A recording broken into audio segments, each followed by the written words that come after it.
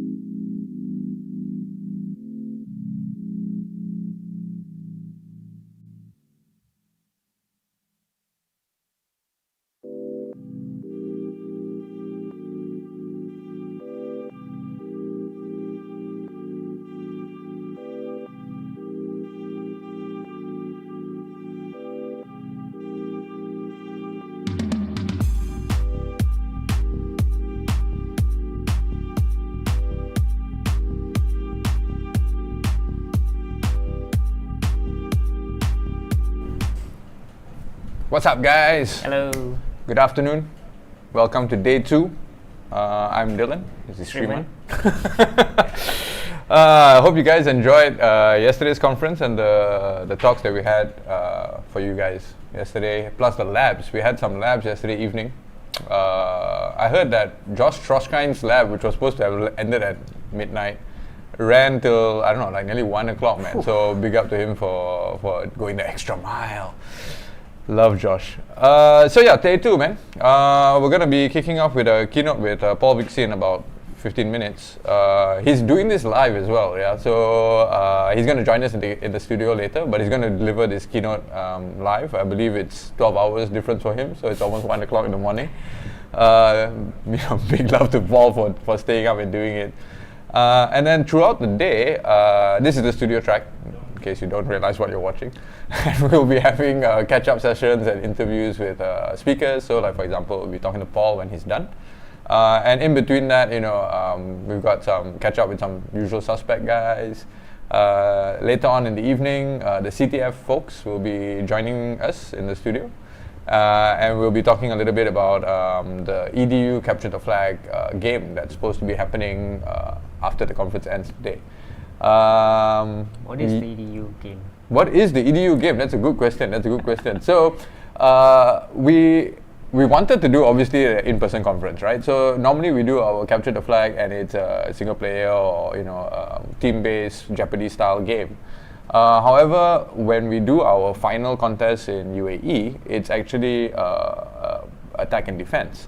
And a lot of the student teams who have tried to participate in the past find that a huge challenge because it's completely different from playing Jeopardy, right? I mean, Jeopardy-style CTF is kind of like a walk in the park in comparison to attack and defense, where you have to collaborate with your teammates and communication is kind of like key, and then having predefined roles. It's very much like e-gaming. If you guys follow like Dota 2 style, right? Like each player that's on the team of 5, right, has a role. And so the EDU CTF for this round is actually going to act as a qualifier.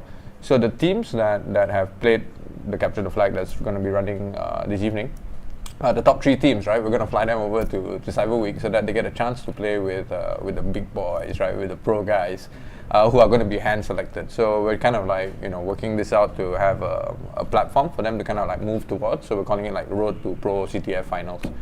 So it should be quite exciting. I mean, there's going to be a scoreboard. You guys can follow that along. I think there's like 120 odd teams registered. Can they still register or? No, registration's closed. Unfortunately. In fact, I heard there was some issue with the registration form yesterday, and there was like some a bit of a scramble, let's say. But the guys are on it, obviously. So join us this evening. So we'll be catching up with like the Hackerdom guys. And for the folks who haven't resent their form to the CTF guys, don't forget to send that in, because otherwise the information might not be there. Do that. Yeah, also join the Discord, right? Like so, if you're a CTF team, I think you would have gotten the link to join Discord. So please go in there so that the guys can get your details and make sure that you guys have access to the cloud infrastructure. So Doscope will be joining us, Konstantin from Hackerdom, Yusuf and Ahmed from CTF.ae as well. It should be fun. We'll find out more what they've got in store for these teams. I don't envy them because it's always a challenge, especially HITB CTF is kind of known as not so easy. So I guess that's pretty much it. Take a look at the agenda if you guys haven't already looked at it.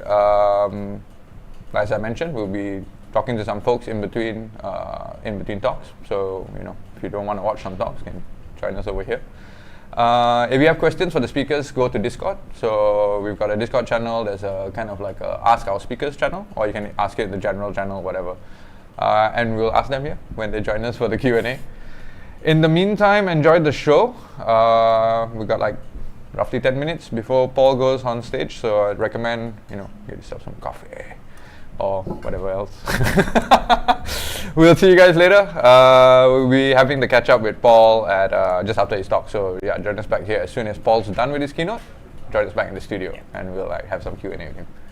All right. See you guys later. Bye. Ciao.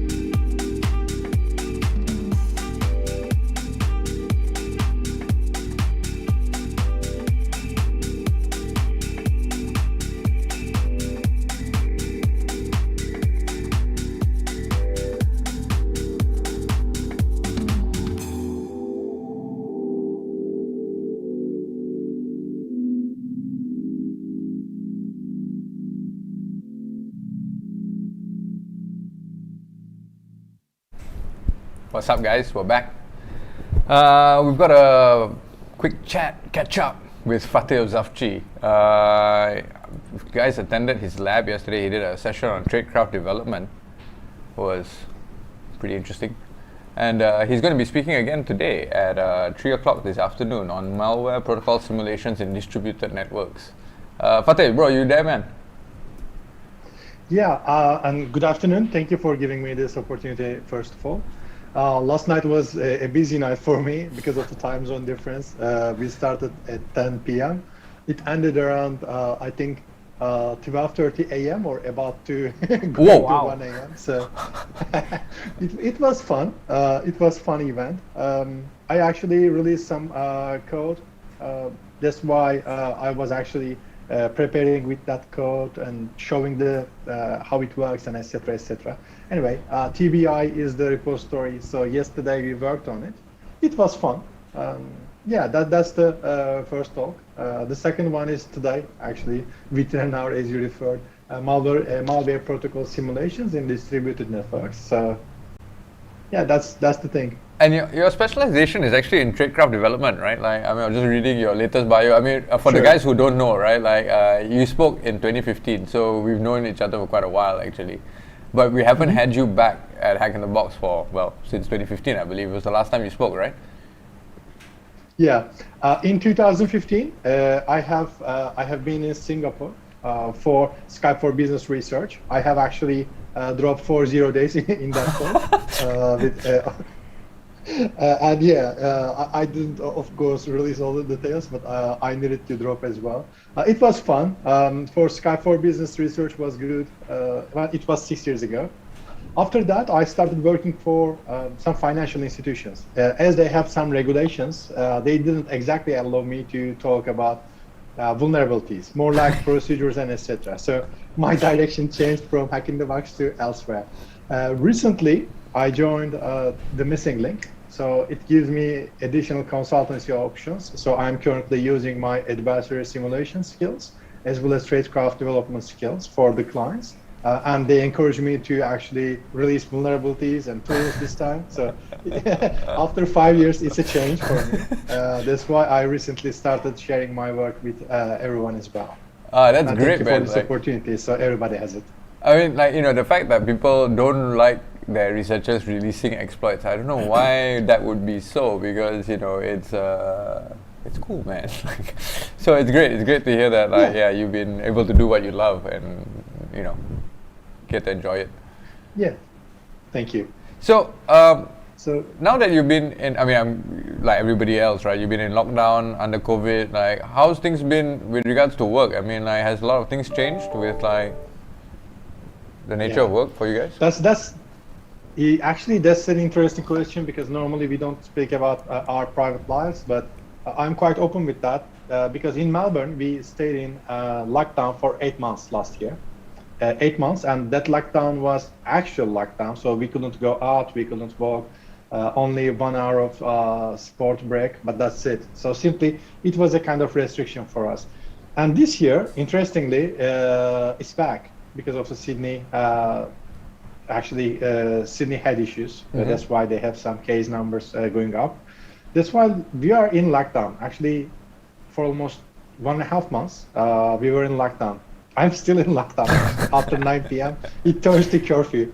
That's why I try to focus on a couple of things. One is adversary development. That was good for me. That's why I'm trying to make everything available to everyone, as well as keeping their licenses in MIT and BSD-like licenses, so they can repurpose and use in several different ways to uplift the defense and offense. Also, I worked in a couple of things. In addition to my study, I started a master of cybersecurity, which helped me to keep my mental health and focus on some university stuff. Also, I adopted a dog. That's another nice. development. So what kind of dog? I'm keeping all together like that. Anyway, yeah, Srivat, you got a question for Fateh? Not really, but do you want to just give us, do you want to tell us what your talk is going to be about?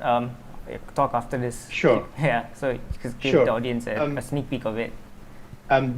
During my study in Master of Cybersecurity, University of New South Wales, I realized that cyber analytics is having that actually study area has difficulties regarding the malware traffic generation or malware or adversary simulations.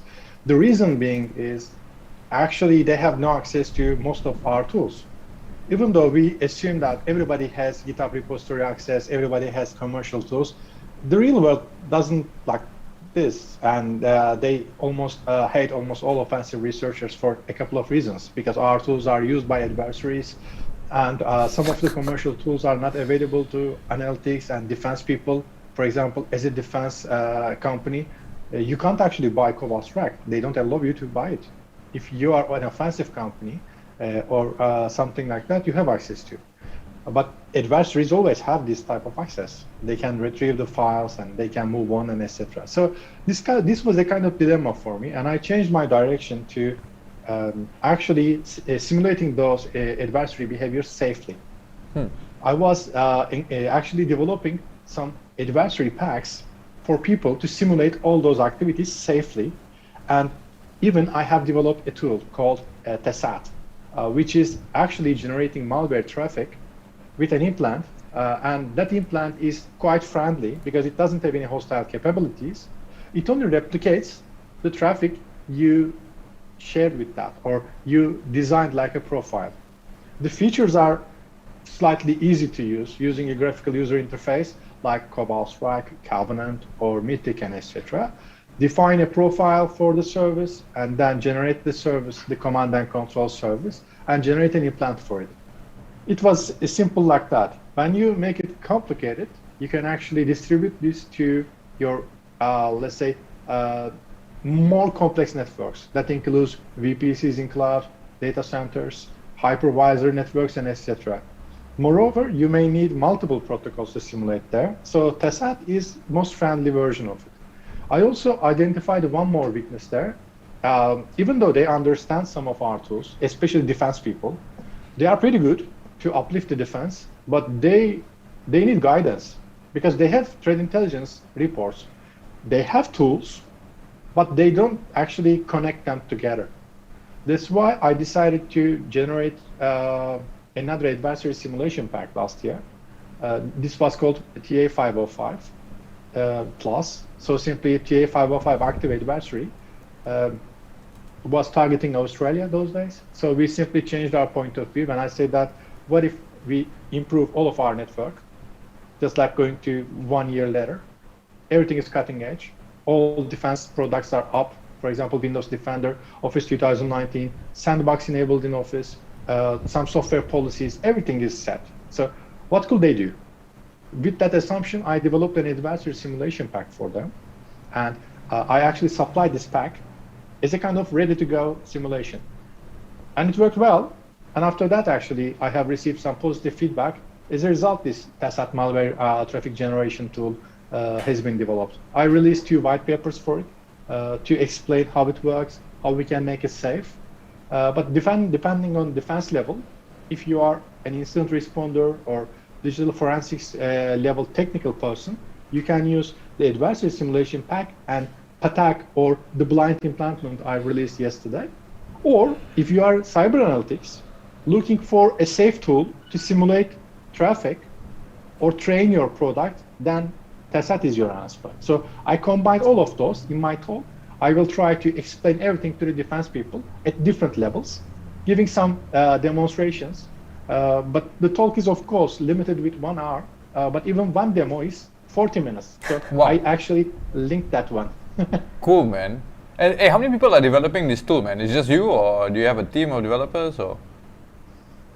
Actually, I am alone. That helps me to learn faster. Okay.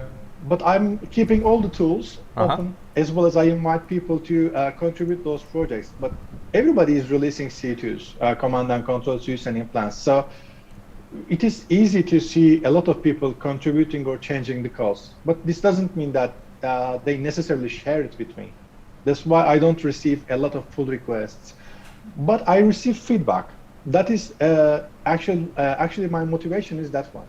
because I receive feedback. People say that I use this tool in my defense product against this and this and this. It didn't work. Can you please tune this up?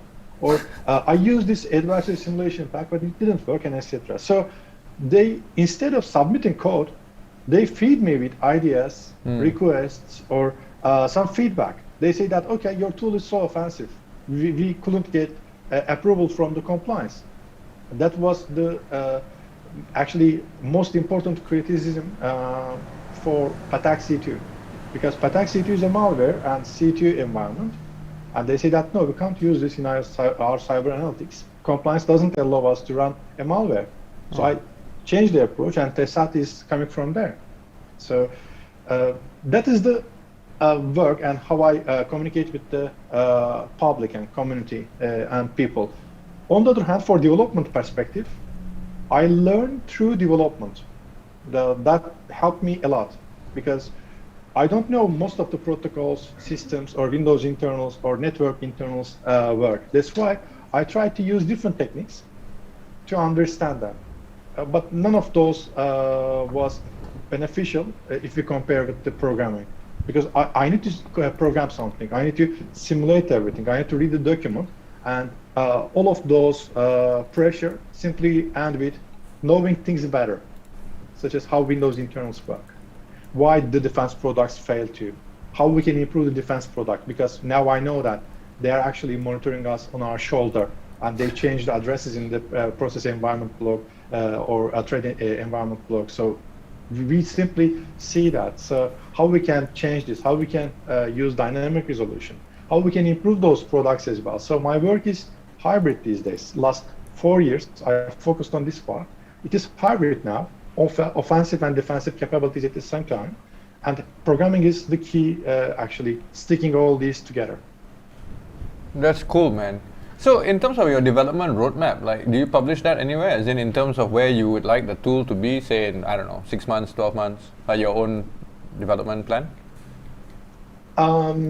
Actually, I couldn't use it because I have multiple tools to work.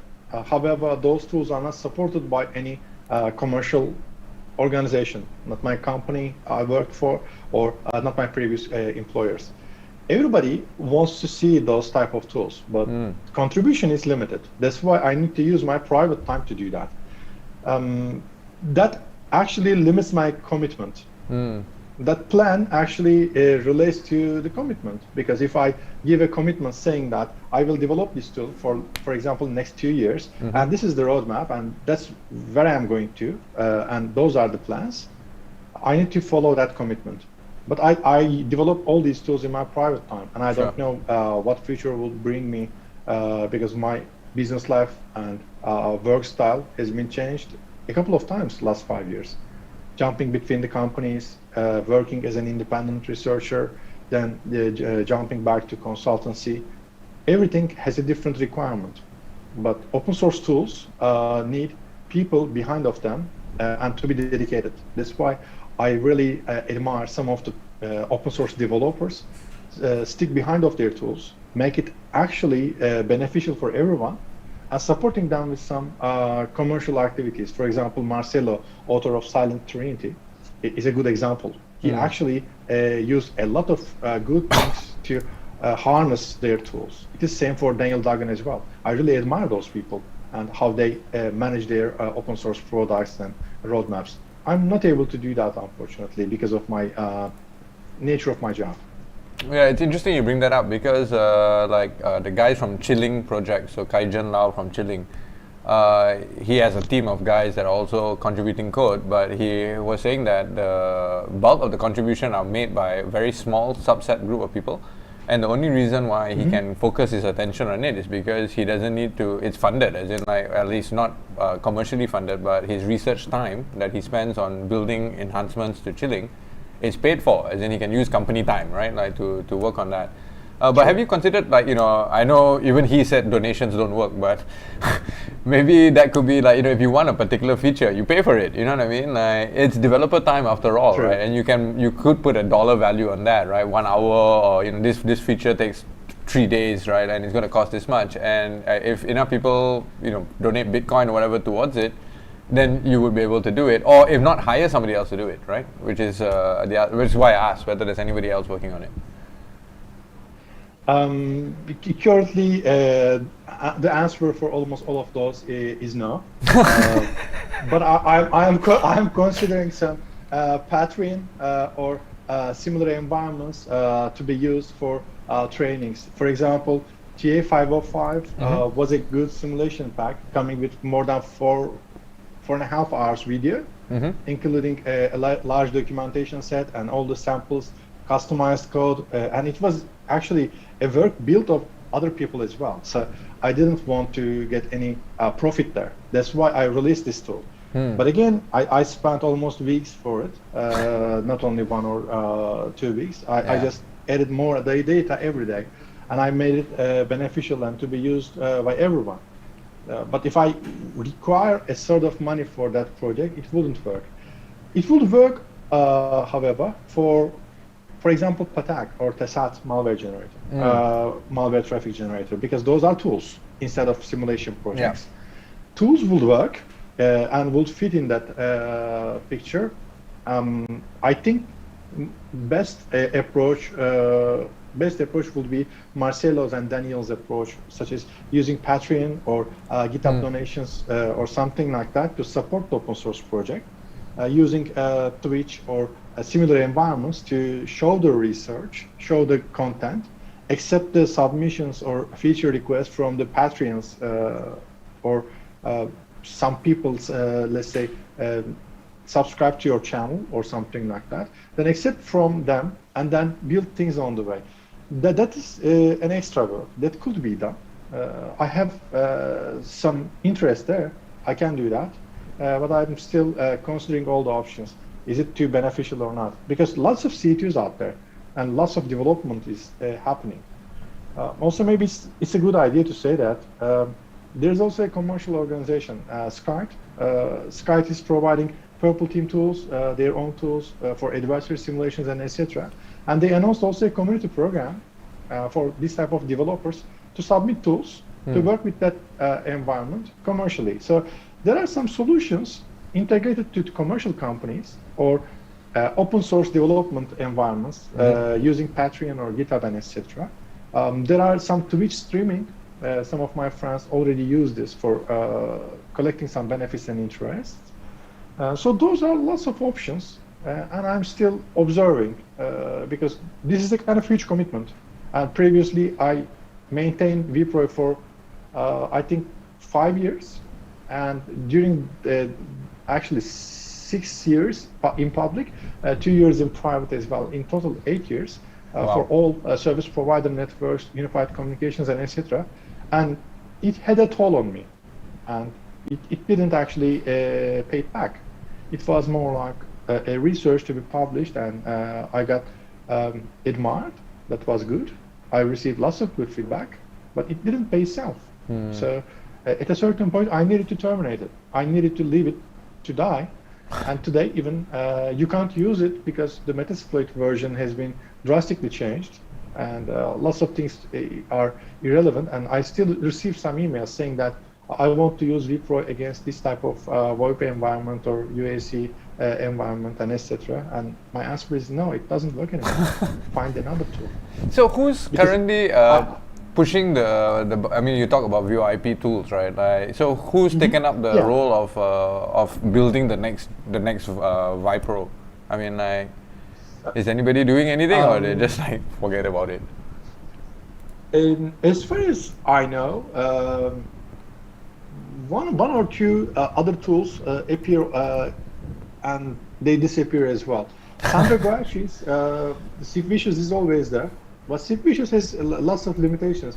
I haven't used commercial version of it. Sandro also provides that one. Maybe Sandro is an example. He's a good friend as well. So that is one. JS Nostrom has quit playing with voice over IP tools, and he's a SANS instructor now. So Jason will develop some tools. He had some tools for Link. Those days it was Link, then renamed as Skype for Business. Yeah, I think also Mr. Sip developed by a Turkish development team. So Mr. Sip will be an alternative for it. But everything comes with a different point of view because developers are different. So there is no next vPro. There are additional and way more better, much better voice over IP tools out there. vPro is dead, simply. I let it die. I had to. You actually mentioned a really good point earlier on. There are multiple C2 frameworks available, and I think if you see on Twitter every other week or month, a new C2 framework is being released by a different security expert, right? Are there overlaps between these different C2s? Is there really a need for this many C2 framework projects to be released, right? Or even as defenders, right? Are they supposed to test their defense against every single C2 framework, or is there just like, how do you say, a few MITRE TTPs that you look out after and it might cover a few of it? What do you think about those? Maybe I should take this question in a couple of categories. Right. Sure. So I can give you developer feedback, I can give you defense feedback, and I can give you a user feedback as well. For development point of view, I had to develop Patak C2 for a couple of reasons. One is the signature management, because it was brand new and I was using it very well with no detections and etc. So it was good. So I decided to make it public as well because it worked in my environment, and I decided to customize it, and I saw that there is no detections if I customize it. So it is win-win. So I released this for everyone. The second reason for this development was automation. I needed to automate my activities because I'm a red teamer. When I perform an exercise, it takes weeks, months. And defense has no idea what's going on. If it is purple team, things change. They see collaboration, but they still need to replicate this action. When they perform a mitigation process, they still need us to test them.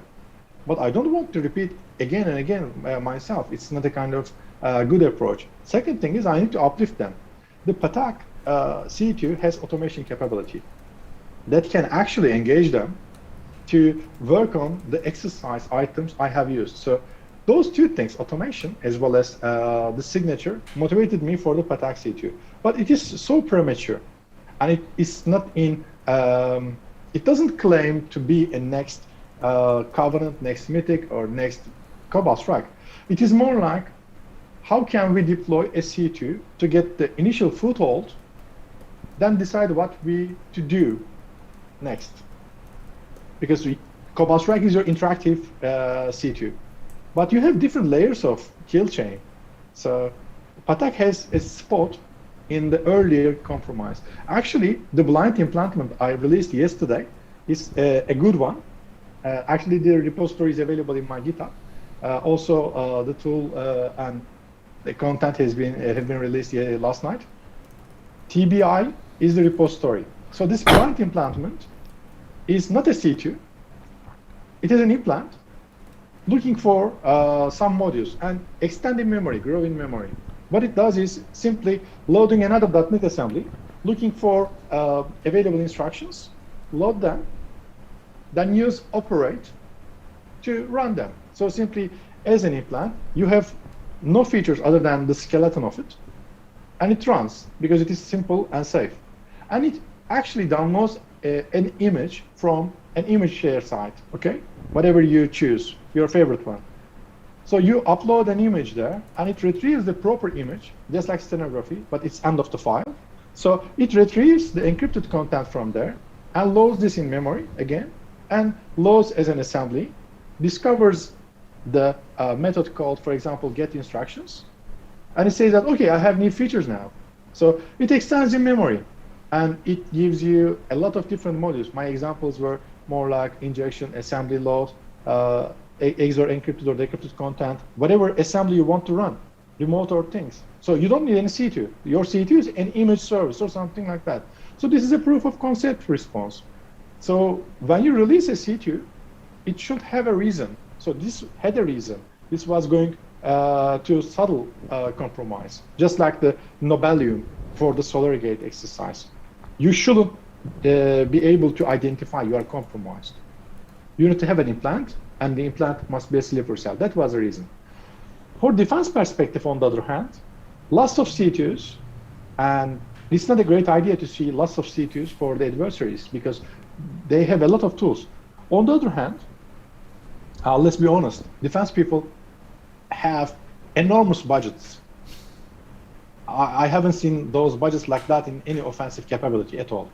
So when you work for a bank, you can see easily $10 million spent to defense, and offensive capability is taking, for example, only maybe hundreds of $1,000s, maybe one or two. So that is a kind of limitation. So adversaries are actually mitigating that using the open source tools such as C2s and etc. So defense people don't like it, but they don't actually contribute to the offensive people and try to make it improve together. They stick on their own area. That's why actually offensive people are not hybrid like me. They are more like red, full red, actually crimson red. That's why almost all tools are developed as an offensive point of view. One last thing, as a user, I really appreciate those tools because I use them and I try to admire the authors. I say that they are really good. I can easily see that Daniel Duggan or Ryan Cobb or Rafael Mach, they do a really great job. And there's a reason for every C2. They demonstrate their capabilities. For example, Brute Ratal is another C2 and malware environment, and he releases a really good tool in C, but he is after his trainings. So his main motivation is the trainings and the content and etc. So not the malware itself. So different motivations, as you see, as a developer, as a user, as a defense person. In my point of view, some are really good, and I'm really inspired of most of those. Cool, man. Hey, bro, we probably have to say goodbye in a little bit, actually. I think we've got like about 3 minutes left. Just personally, do you have any plans to travel for the rest of this year, or no? Stay at home. I really love to. However, the Australian government simply started giving only written permissions for certain reasons. So there is no international travel in near future. I think 2022, maybe June.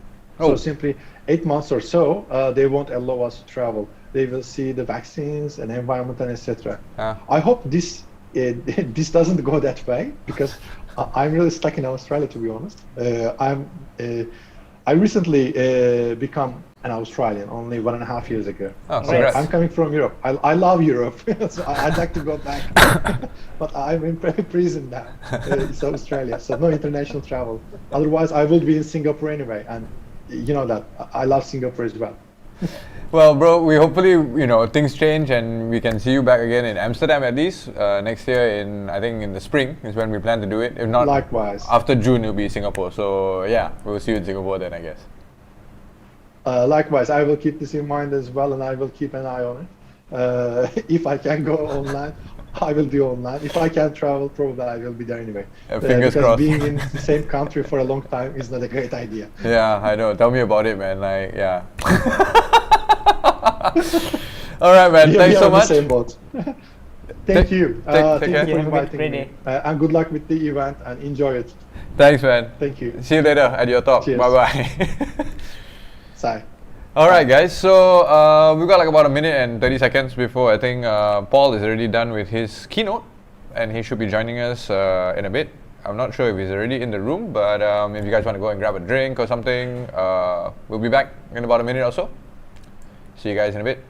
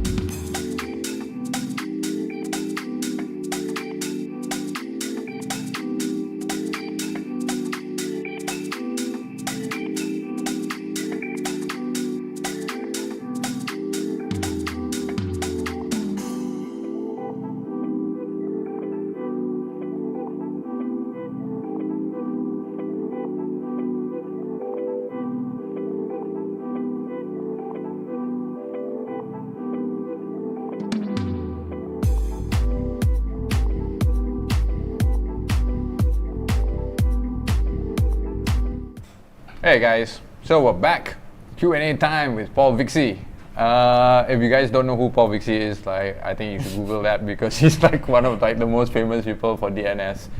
In fact, I think he's inducted into the Internet Hall of Fame probably like 7 years ago or something like that. So Paul is actually going to be joining us with Boris Taratin. So Boris and Paul, are you guys there? Hey! I'm here. How's things, man? Long time no see. I am, wishing that this had gone off in person like I did last year, but beyond that, life is okay. Can't complain, I suppose, right? I mean, it could be worse. We are alive to complain, so we're the lucky ones. That's one way to put it. Hey, thanks so much for staying up, man. I know it's like relatively late for you on the other side of the world. So yeah, thanks for delivering your talk in person and for also joining us here in the Q&A. Before we get started though, I understand we're missing your slides. So if you have a second, just like drop that over to me when we're done over here so that I don't forget also. But Cooper says that you are going to be doing a demo. You want to do your demo first, or what would you like to do? Well, I said that we would be doing a demo. I didn't say I was going to do it. Oh, okay. So Boris and you are going to do a demo. Okay, awesome, man. Hey, Boris, you want to give us a little bit of an introduction on yourself, man? Since I didn't introduce you. Yes, absolutely. Yes, Boris Taratin. I am in UK. Sun is just coming out. It is a middle of the world between you and Paul. I'm with Farsight for a little bit, for over a year. I love it. I joined just because I share the vision of making internet a safer place for everyone. And I think this is something that keeps us all excited and awake. And here we are. So just reading your bio, and it says here you publish stuff under the NATO high-tech project, man. That sounds hardcore, man. Oh yes, everything else you can read on the internet. Google can show you things that I may not even know about myself. Anyway, Paul, you ready for your demo thing, or shall we just chat, or what do you want to do, man? I mean, this is an informal session anyway, so it's just kind of relaxed. I would like Boris to give us a few minutes of shell scriptery. Boris, no pressure, man. Yes. Host disabled participant screen sharing. Can you let me know how to share my screen? Sure. Just give us a second. The studio guys behind there are like frantically clicking on things. I believe you guys screen sharing. Yeah. Can you share your screen now, or? Let me see. Yes, I can. Nice. Perfect. Let us recap a little bit what we learned from what Paul mentioned about protective DNS. There are many definitions, and what we need to know for this specific engagement, that protective DNS, it's an umbrella term for the security solutions that will inspect your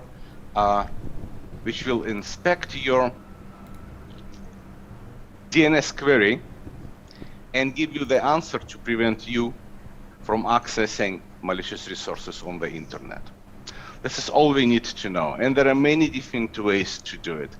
Paul was talking about cloud providers which can offer you this. These are cloud providers. You can go, you just make a query, and you will find a lot of bunch of those. So maliciousness. As you probably know, there is a lot of studies has been done which discovered that newly observed or created items on the internet or assets on the internet statistically are not safe to deal with. From 60 to 80%, depending on study, depending on exactly what was studied, the data set, the time, from 60 to 80%. So it is better than flip of a coin. So new stuff on the internet, not necessarily safe to deal with. From time it appears, or you learn about this, to the time you understand the behavior, it requires some effort. But if we statistically know that majority of those are not safe to deal with, and there is no legitimate reason for those to be accessed immediately once they appeared on the internet, the idea is, as Paul mentioned in his keynote, just to prevent access to those until we know how good they are. What you see on the left side, flying or posing, these are our live observations of newly observed items. So we have not seen anything of this from the start of our observation. And we started observe it back in 2010. Once it flies over, it will be put in our database. We call it DNSDB. And just to demonstrate that this is the case, I will make a query, and you will see that it was observed very recently, one time. Now, let's take another one. For some reason, it's just internet is probably sleeping because it's early morning here in UK, and then it started once again. So I took another random, and once again, this is definitely newly observed by us. So we have not seen it before. We have over 500 sensors across the globe, but this is something that we never saw before. Let's try another one, just to make sure that I can reliably convince you. See the date? See the date? This is 7 a.m. here. I'm British time. This is UTC, so 1 hour back. So 3 minutes ago, this is what we saw. Look, this asset already has an IP. We observed that being queried. So let's see now something interesting. Let's take any random DNS and make a lookup. Let's say we do want to resolve this stuff. Tell me which DNS to take. Let's say Dyn. I know that Dyn actually does some form of security protection, and this is what I do. So I ask Dyn to resolve this, and it is being resolved.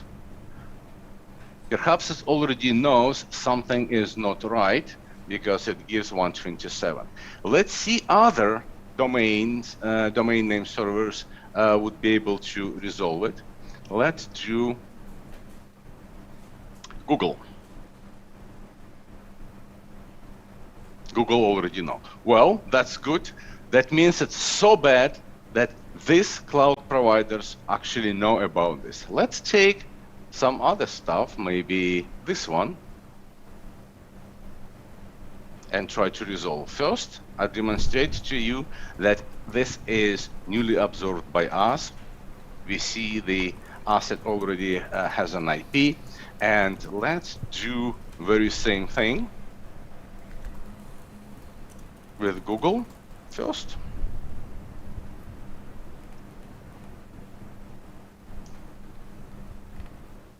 Right, so Google doesn't know whether it's good or bad.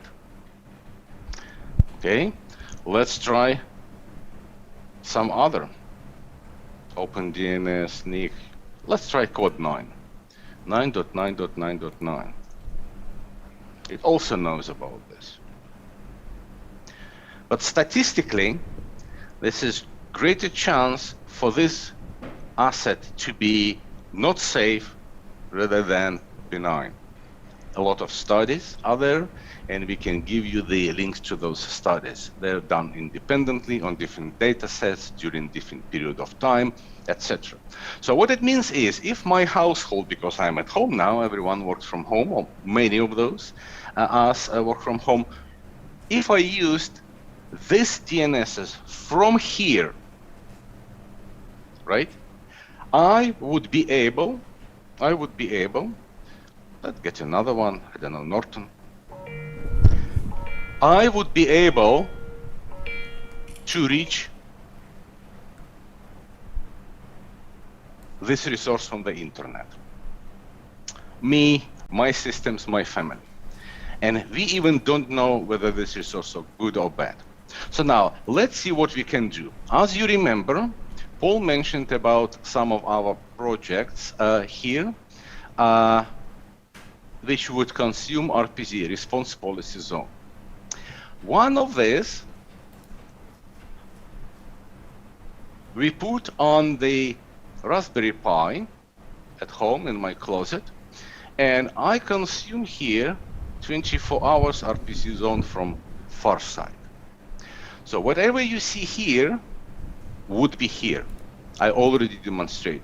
I will demonstrate this to you. So wherever you see, whatever we observed, will be pushed through the internet right to my Raspberry Pi. So one solution is bind DNS with RPZ on it and under quite nice GUI management from IOC to RPZ project. The same is under Pi-hole. So I have Raspberry Pi with bind on it, and my Pi-hole works with bind, which consumes the RPZ feed. So at home I have 6 clients. This is my statistics, as you can see here, right? And now let's see how this stuff would work. I am trusting Farsight to tell me what to do with all those assets. That's why I put given. Everything else is just different configuration. You don't need to go into those deep stuff. What you need to know is very simple thing. If I now try to resolve this asset through one of my DNS servers at home, 192.168, let's query directly, 8.100, this one.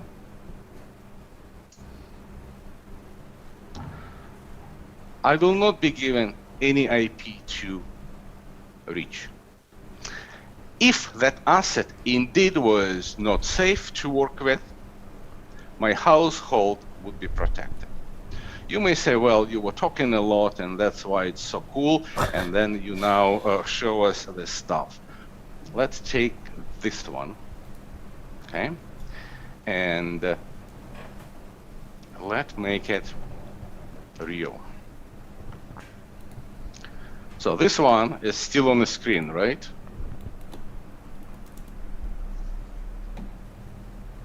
But my DNS at home will not let me go there. Let's try the one. So yes, let's try the one 192.168.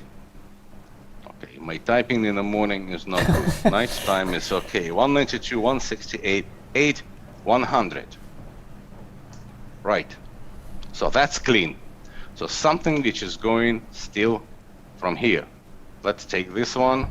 Let's go in here and query very same domain, which was flying right on my screen. Not quick enough. Let's try another DNS, 1.1.1.1, which is mine. That I knew there would be demo fail if we kept this up. Yes, all right. We'll take another domain. That's not a big deal. No, I think one demo fail is enough. Let's quit while we're behind. One demo fail is enough. 2 failed in enough. Yes, okay. That's what you get from working from home, man. Comcast has really messed with me during demos. So anyway, I'm not going to worry about that. It does work, and I just published the video where there were no demo failures, so that those demos were successfully rigged. Anyway, do we have any questions? I don't have the Discord client operating. I could if I needed to, but I'm trusting. At the moment, there are no questions from the audience. However, I think Sriman had a question that he wanted to ask you guys a while ago. Yeah, so like you showed in the demo, right? People are working from home more and more nowadays since COVID and all of that stuff. And an RPZ option for employees working from home is a bit hard to implement. How do you see DNS or DNS monitoring, sinkholing evolving in this situation? Well, I think right now we're moving from one model that we knew about to another model that we either don't know about or don't like.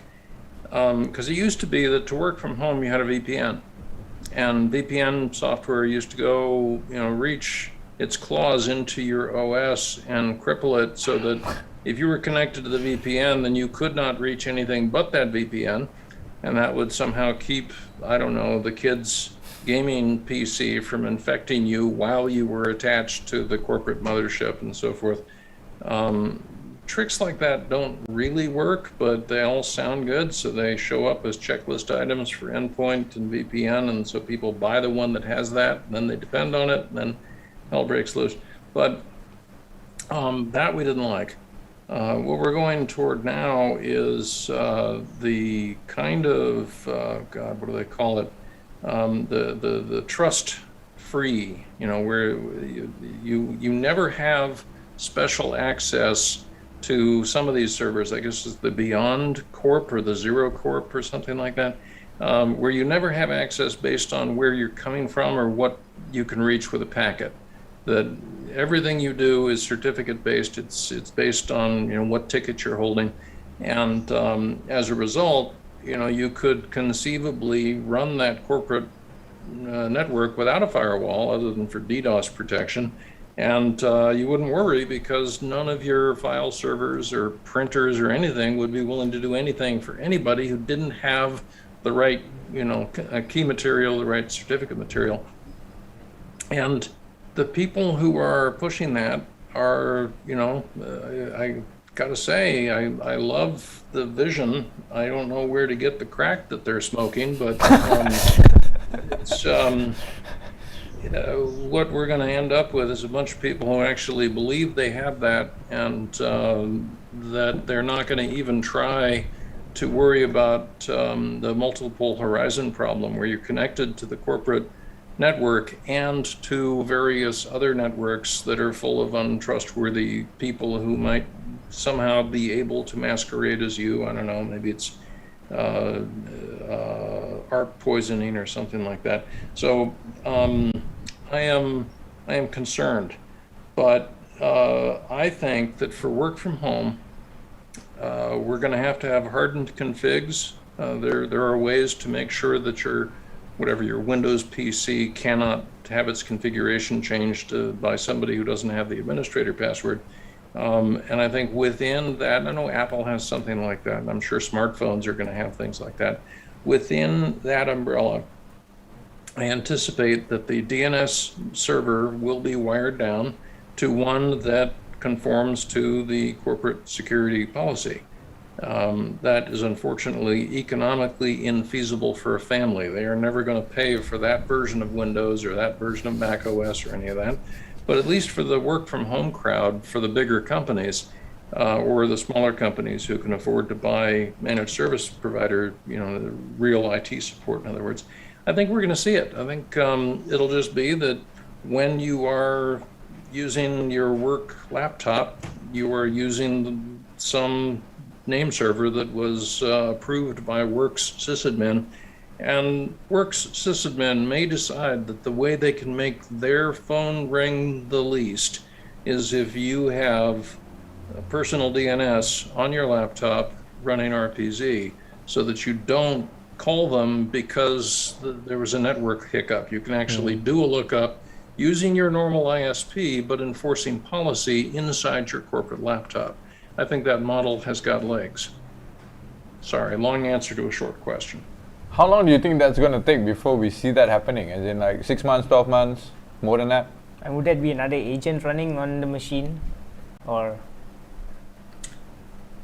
Well, Moore's law has been kind, so fortunately the cores and the gigabytes that are needed to do all this extra stuff are all there. The unfortunate part is that they're all full of buggy software and polluted supply chains. But, you asked a question, how soon before we see this?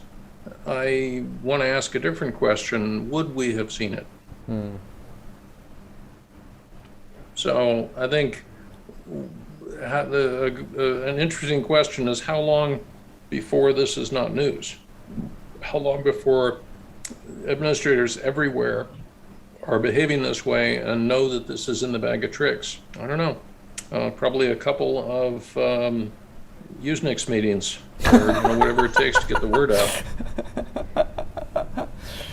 And maybe for the folks at home that just want to stay secure or increase their privacy, right? Is it something easy for them to implement a bind server with RPZ filtering on it, or did you have a recommendation on that? So I do, and what I'll say is that for somebody who goes to your conference ever, this is easy. And you and I both wish more people would go. And so my problem is that your average person, where the sysadmin for their company's chief claim to fame is that they have certain certifications, and they've got a degree, and they've got whatever Cisco network security certification or Microsoft or whatever. Those people are really going to be using a bunch of off-the-shelf stuff. Yeah.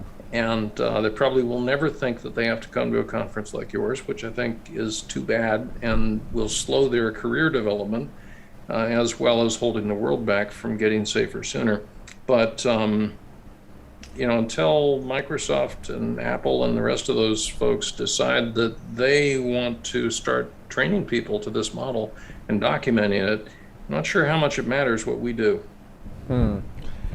That's encouraging.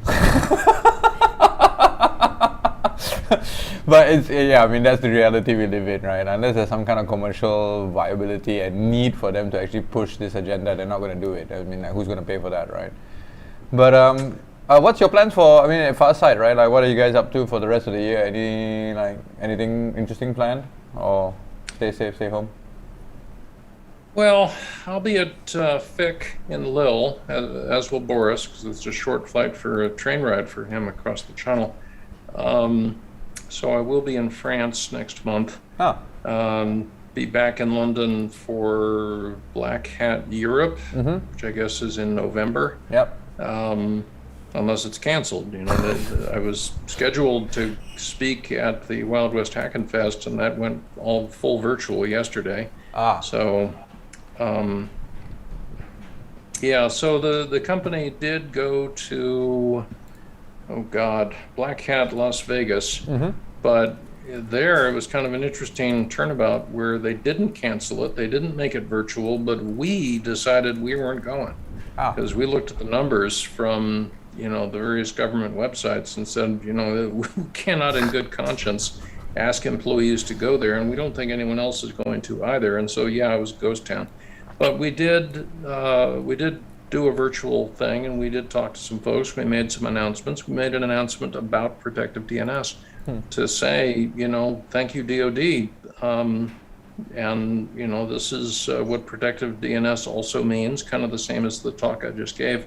But we also indicated that we're about to roll out a handful of new subscription feeds using this particular system, so that certainly the appliance vendors are likely to put our new feeds in their catalogs, and the customers that come to us for newly observed, we can now say, hey, look what else we have that you didn't know about. Nice. Well, fingers crossed that, nothing else gets cancelled for the rest of this year. It seems that most things are starting to open back up, at least it appears that way. Europe, our Dutch guys are in Netherlands, right? And they're telling me nobody's wearing masks, you can just walk around. I'm like, whoa, that's amazing, man. It seems so So I want to say this Delta thing is catching a lot of people by surprise. And so a lot of my news has turned out to be old. I had a business trip to Germany and Denmark last month, and it was great. And I keep a motorcycle in each of those countries, and that also was great. But in fact, I keep a motorcycle in London, not far from Boris as well. Nice. the time since then, it looks like Germany has gone back to quarantining people who come in from outside country. Yeah. Because their numbers were just too high. This Delta thing is making a big reset in what we all thought our plans were going to be. Yeah, I know, man. Tell me about it. I mean, we have plans for trying to do something in November in UAE for Cyber Week, right? Right at this point in time, like today, right, everything seems fine, but tomorrow's another day, and this thing is just so unpredicted, right? Like, I mean, nobody could have written this. This truth is stranger than fiction, but yeah, I mean, I remain hopeful. Fingers crossed, we'll be able to chill out again soon rather than later. Me too, but I'd rather do it later and have both of us be there for it. So Indeed, brother. I think Fair point. caution Indeed. is indicated. Indeed. Anyway, gentlemen, thank you so much for joining us. Always insightful. Nice to see Paul again. I mean, it would be better if we were in person, but hey, what can we do, right? As soon as we Thank you, can. Boris. Yes, and at the end, the screen was showing everything live, and those who were watching, they were able to see it. And This is going to be recorded anyway, man. So it's fine. They'll watch it after the fact. Like, we'll release all of the talks Yes. onto our YouTube as well. So yeah, they'll be able to watch it there, and it'll be fine. It'll be fine. Thanks again, guys, for joining us. I think we've got like about 1 minute and 30 seconds before we move on to our next session, which is 1 second. Let me just take a look at the agenda. Aloysius. We have Aloysius. All right, so Mr. Huawei Middle East should be joining us soon. And yeah, we're just catching up with Aloysius. He's CSO at Huawei, basically. But we've known him for years, right? As in, way back when I had a session with the guys from Singapore, and so Aloysius from Singapore. And his name came up because it was, remember back in the day in like 2004, 2005, when the Singapore hackers used to make a trip up to Kuala Lumpur for the Hack in the Box conference. And Aloysius was obviously one of those guys that played a role in making that possible and, corralling everybody together. So, yeah, we've known him for a while. He's been, Singapore hacker scene, everybody knows who Aloysius is, right? And then now he's moved on to the Middle East, conquering some stuff in Dubai and in the UAE. And is Aloysius with us already, or are we still waiting? I'm asking my studio guys, so I'm waiting for a response, but nobody's saying anything. So I guess Aloysius is going to be with us in a little bit. In the meantime, though, He's in the Zoom. he's in the Zoom. So Aloysius is here. Perfect. Can we get Aloysius in then? Bro, can you hear us? Maybe not.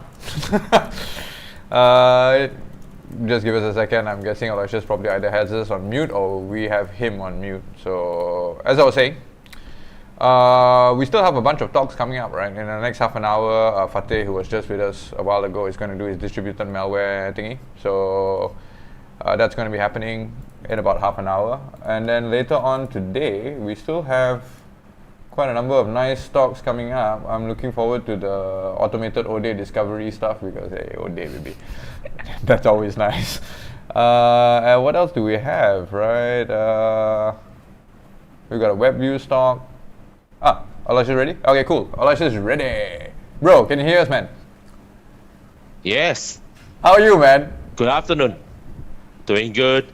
Yeah? It's morning over here, so I haven't really got my engine starting. You need some hacker coffee, bro. Hacker coffee. Your coffee. Yeah, exactly. Where are you at now, man? You're in Dubai or where exactly are you? I'm in Dubai right now, Uh-huh. so it's about 10:30 a.m. over here. Still pretty early then. But it's a holiday, right? Today is Friday, right? Yes, Friday is my new Saturday. That must have taking some getting used to, right? After being in like Asia, like we are so used to Saturday, Sunday, and then now it's like Friday, Saturday. It's like what? It only happens in the Middle East. Hey, how many months have you been in UAE already, man? Like quite some time, right? A year already, actually. Wow, man. Time flies, man. And so you actually moved over to the UAE during COVID, right? Like, as in, I remember there was like, I was asking you like, bro, you actually gonna fly there like now? As in, with all the testing and everything was a bit crazy. So you actually went there like Yeah, I know. during the peak of COVID, right? Yeah, I actually joined the fight over here right, during the peak of the COVID, and there's no better way to join in, something that you find that is interesting and to uphold, what you think is the right thing to do. Awesome, man. Yeah, I mean, opportunities only come once in a lifetime, as they say, right? Like, either you take it or bugger off, you know what I mean? Like, you got one shot, man. But hey, congrats We on... always look for something fun, right? So it's something that makes you, and motivate you to get out of bed. Yeah, true. I mean, if not, why bother, right? Like, I mean, life is too short to do boring stuff, man. Well, you guys have been doing very exciting stuff for the last 20 over years, in fact. Thanks, man. I mean, we just try our best to, keep things interesting, and at least we have something to look forward to. It used to be that, the conferences were our highlight, right? Like, everybody's waiting for that, right? The Netherlands guys are waiting for Amsterdam, the Singapore guys are waiting for Singapore, and we miss it, you know what I mean? Like, not being able to hang out, it's just not the same, man. Like, yeah, and it's nice, we got this, but not the same lah, bro. But what can we do? For the Secret Force, it's all about hanging out together, right? It's the time that you spend with each other. And when you first started, right, I think back in 2001 or something like that, it was mainly just because a bunch of us like to do the capture the flag, right? So you rented a place in, I think, Mid Valley. Yeah, exactly. And that's where we started the CTF. You remember that, man? Like, it was insane, dude. Like, what that. were we thinking, dude? We rented like such a huge area, and then there was, I don't know, like 4 exhibitors or something like that. It was ridiculous. It was like social distance, like in 2002, I think 2003. We already social distanced back then. It's like you saw the future. No, everything at that point in time is like we are just feeling the ground. We have no idea what is coming next, and everyone like, okay, we are cool, let's figure out, and then and then that's how it goes, right? And then you guys just grew and grew and grew and grew, and then the next thing, before you know it, you move into Marriott. Yeah. Right. Yeah. A lot of Bukit Bintang. Yeah. And then you extended to other countries, like the Amsterdam, as well as in UAE, and then you move the KL conference to Singapore. Yeah. Yeah, I mean, those were the days. Those were the days, man. But like, it's not over yet, bro. That's the thing, right? We're still here. We're still doing it, right? Like, everybody always asks me, like, how many more years for Hack in the Box? I said, well, as long as we're alive, and as long as the community and the guys that are making all of this possible. I just sit here and like interview people. Shriman joins me. That's about it. But the guys who actually do the bulk of the work, all behind these cameras over here, right? Like, as long as those guys still believe in what we're trying to do, and the community still wants us to be there, we'll continue doing it, man. I've got a lot of grey hair, but still got some space. Still got a bit of black. I think I'll wait until it turns fully white first. So you're a grey hat right now. Yeah, exactly. Literally, I'm a grey hat. Hey, bro, congrats on your top CISO award, man. I just noticed. Thank you. Congrats. That's a big deal, man. I mean, to go to UAE and after 1 year and you're already winning awards, right? Like, it's good, man. Good stuff. Thank you. I appreciate that. No but worries. it's all about the community, right? So you put that rightly in the right place, because it's really the effort of the entire community when they come together. Then that's when we can address the teething problems that we're facing today in our industry. And it's not that everything is bad about talking about hacking, talking about all the 0 day, but because you need to face this problem directly. Yeah. Right? Instead of hiding behind walls and pretend that nothing happened. And that's not something that is going to happen when you sleep and you forget about the whole thing, and then you suddenly wake up and find that, hey, I'm still being held at ransom by the ransomware. No, it will not just go away by itself, by default. If I wish really hard, it will just go away. You take a sleep. I think a lot of the IT security guys, they when they have the problem, the next thing is they go to sleep. They hope that it will reset everything, right? It was a bad dream. But actually, that's precisely why when you told me that you're going to become CSO at Huawei Middle East, right? I was very excited, because it's actually one of the rare occasions, somebody who is from the community, who understands the other side, and it's not just like, oh, hackers bad, don't say hacking, you know what I mean? Like, who understands where the security researchers are coming from, and that what's the motivation and why we do the things we do. And it doesn't make us bad, you know what I mean? It's like, it's refreshing, right? Like, we actually have a C-level folk who knows what is what, you know what I mean? So yeah, it was good. I mean, you look at that, right? Huawei is almost like Microsoft 20 years ago, right? You remember 20 years ago, right? Microsoft is like the bane of the cybersecurity world. Everybody is talking about how bad they are. I remember all those hack like the all the bad orifice, or the blue pill, Yeah. red pill kind of thing. Yeah. You know, Nimda. yeah. You guys had LSD down. Then you have that the man lady. I can't remember her name for the blue pill. Yeah, and then they managed to back up, right? The industry pressure is on them, and it took them 20 years to transform from a laggard, from what you will say that is somebody that's hated by the cybersecurity community to a leader Yeah. to lead the crackdown on SolarWinds since December. So I think Huawei is in the same situation from a technical perspective, and it will be. That's why I said it's exciting to join the fight. You know, I mean, I don't wake up and then fly myself, my whole family to Dubai just because I want to get into a position as CSO. I've been there, I've done that, but it's more like getting into the fight, the thick of things, Taking up the trying challenge to pursue a vision.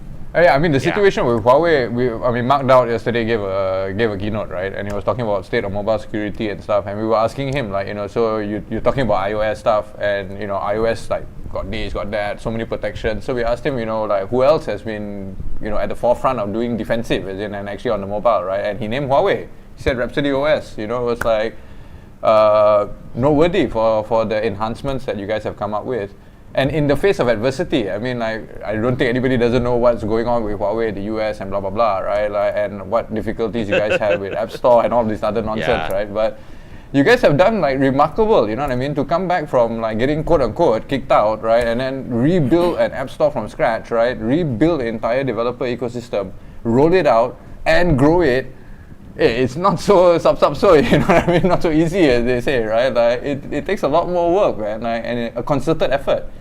And credit, I mean that really goes credit to Huawei for not like backing down and saying, whatever, but actually taking the fight and saying, okay, fine, these are the limitations, we'll meet your limitations, checkmate, bro. I mean, these are the time that I call this the cyber Wild Wild West, right? If we thought that 20 years ago was a cyber Wild Wild West, then think again. I think right now is the time. In fact, if you look at it, World War III is already amidst us. If you really look at what's happening right now in the cyberspace, because the entire cyberspace is so fragmented right now. Everybody is you against me. Everybody have drawn a virtual boundary just because of one thing. And just like what have led to World War I and II in the first place, it's all about resources. The resources are scarce, and everybody is fighting for the same resources. And that's why I say that, I mean, maybe you don't feel it, but actually I would say that right now in the cyberspace, it's a cyber World War III. And everybody is for themselves. And that's where, to be, born in this era, to be here, to be involved in all this, fight. And this is where you love to be, as a cybersecurity professionals. It's almost like one of those genres, right? When for us like cybersecurity guys, we like to play things like the Romance of the Three Kingdoms, kind of thing. You always imagine yourself to be one of those generals that's leading the fight. Now we are leading the fight, and make no doubt about it, right? It is something that is going to redefine a new order in the cyberspace, and the new order is all about building an open and transparent cybersecurity ecosystem that is not going to be influenced by any political or pseudo, economic driven kind of situations that people bring in the nation states perspective into play. I think it will be focusing on the building a neutral platform for all the stakeholders to come together, And that's only when we come together as a community, then we can solve the teething problems of cybersecurity. Because cybersecurity today is still not, people say that it's in the mainstream, right? Because people say that because of the COVID-19 pandemic, because of the digital transformation towards Industry 4.0, everybody says that the time is now. Cybersecurity is in the forefront of everything. We are entering the mainstream, we're entering the board. But you look at it, we still are missing the final step to make that happen. Right? You look at the CISOs of today, they are not like the GDPR, where the DPO is reporting directly to the board. The DPO will hire a CISO to make sure that they get all the data protection controls in place. So you as a CISO reports to the DPO. Right, so this is something that we have been fighting for, right? Remember that I've been trying to do that in Singapore and UK. It's about positioning the cybersecurity as a profession that is put in the same breath, mentioned in the same breath as the medical professions, the legal profession. We are still lacking that. And how many times that you find that the CISO is mentioned in the executive management team of any companies today? And how many CISO can actually become a CEO? Yeah. So much has been done, need to be done, and that's where your community is critical, right? For people to understand that it's not all about the technical things, but how do you communicate, okay, and link this back to the entire ecosystem, to the entire story that we are building right now.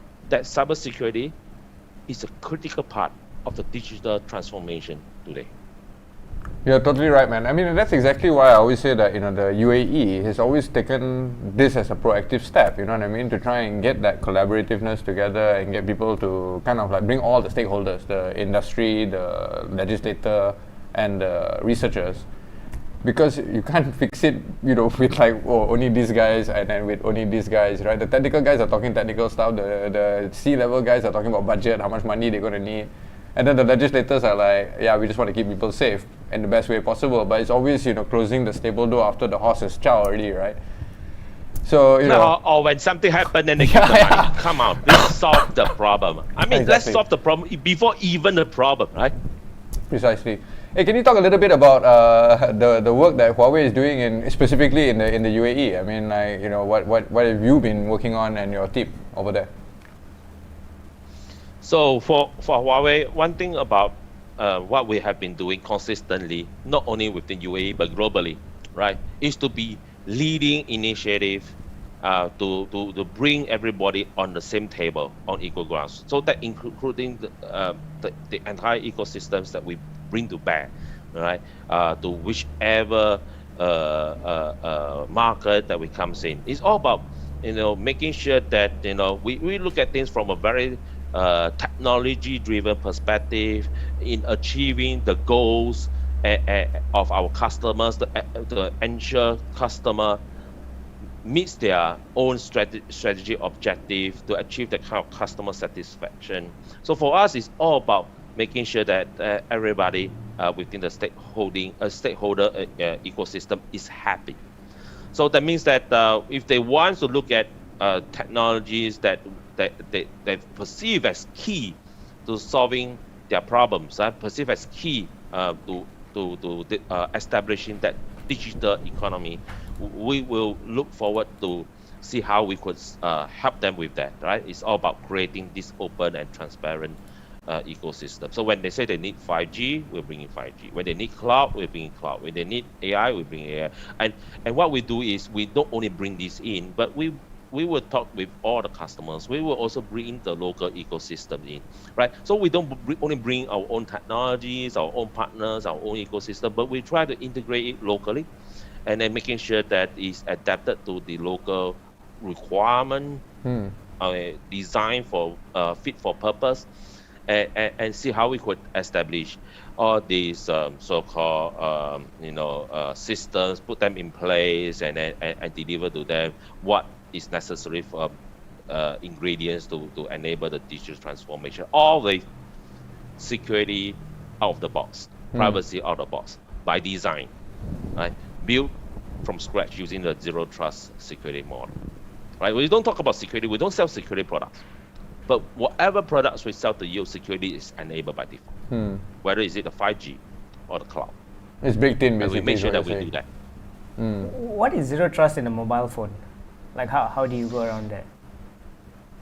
Zero trust in the mobile phone. Okay, zero trust is actually a security model, right? So you can actually apply it in whatever, so-called technology that you want to build.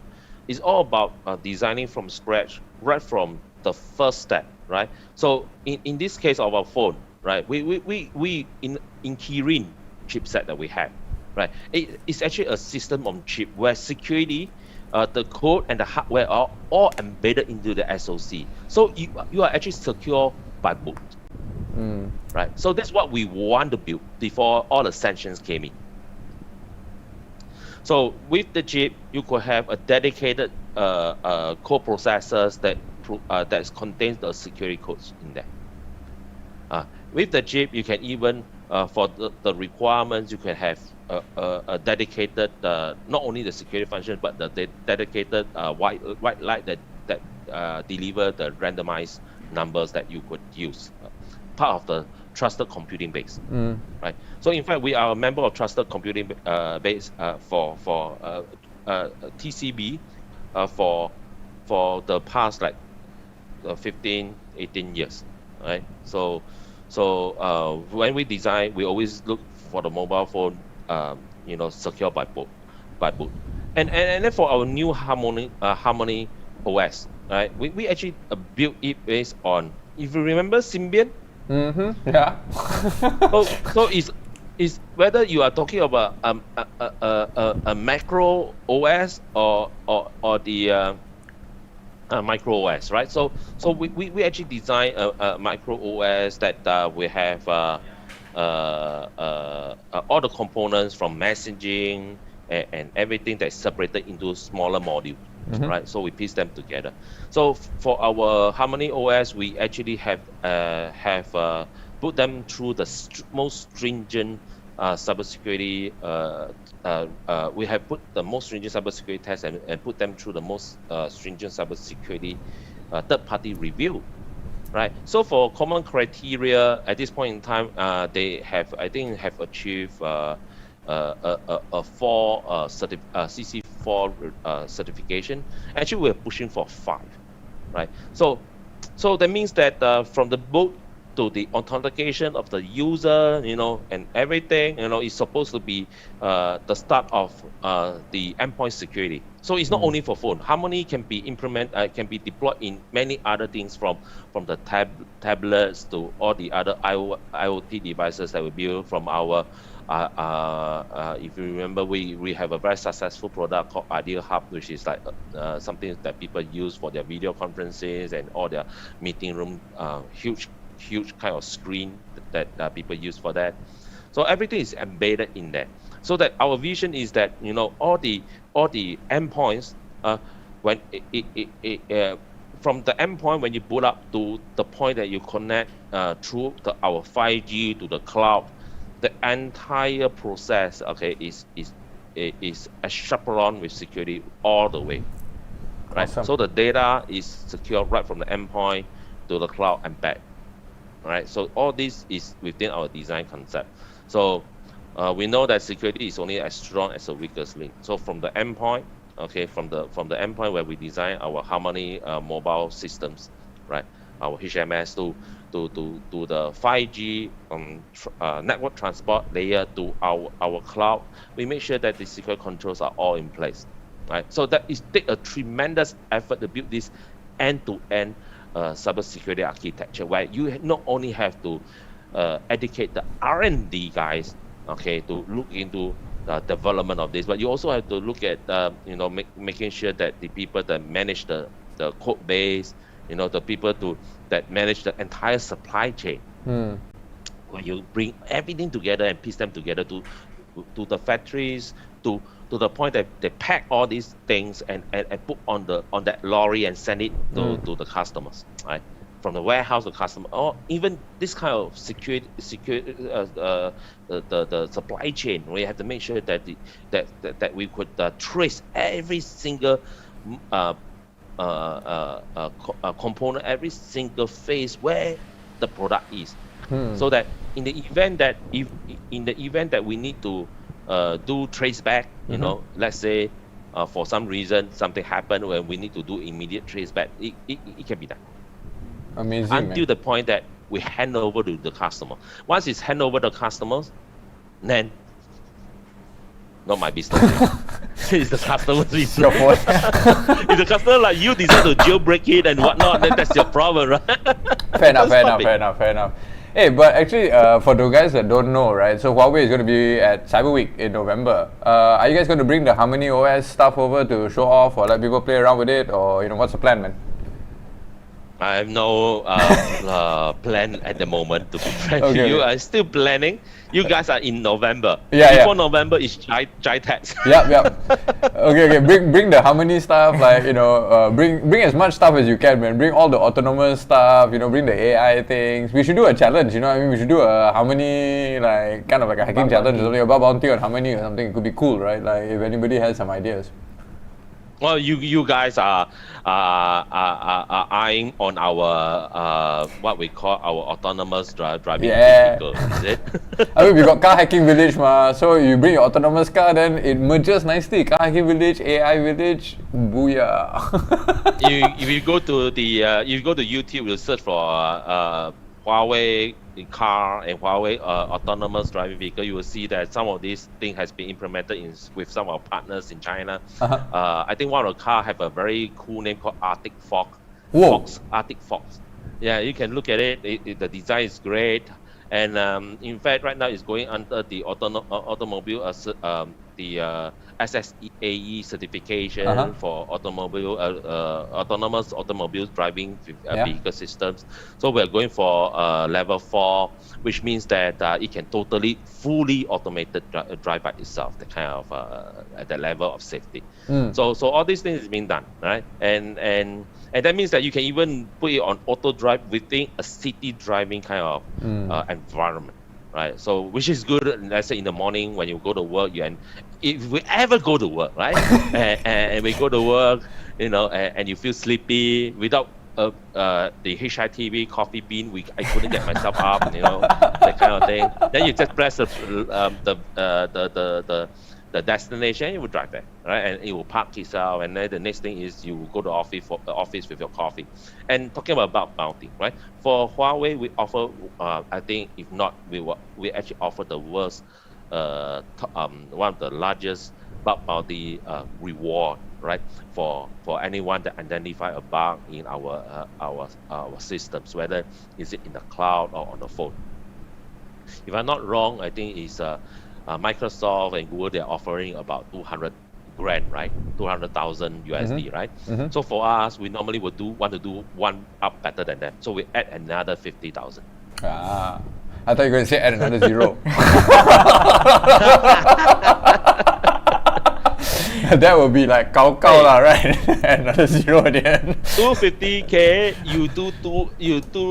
you find 2 holes that can get you 500 grand. Yeah, I think you're done for the year, right? Yeah, definitely. Next 2 years also need to work already.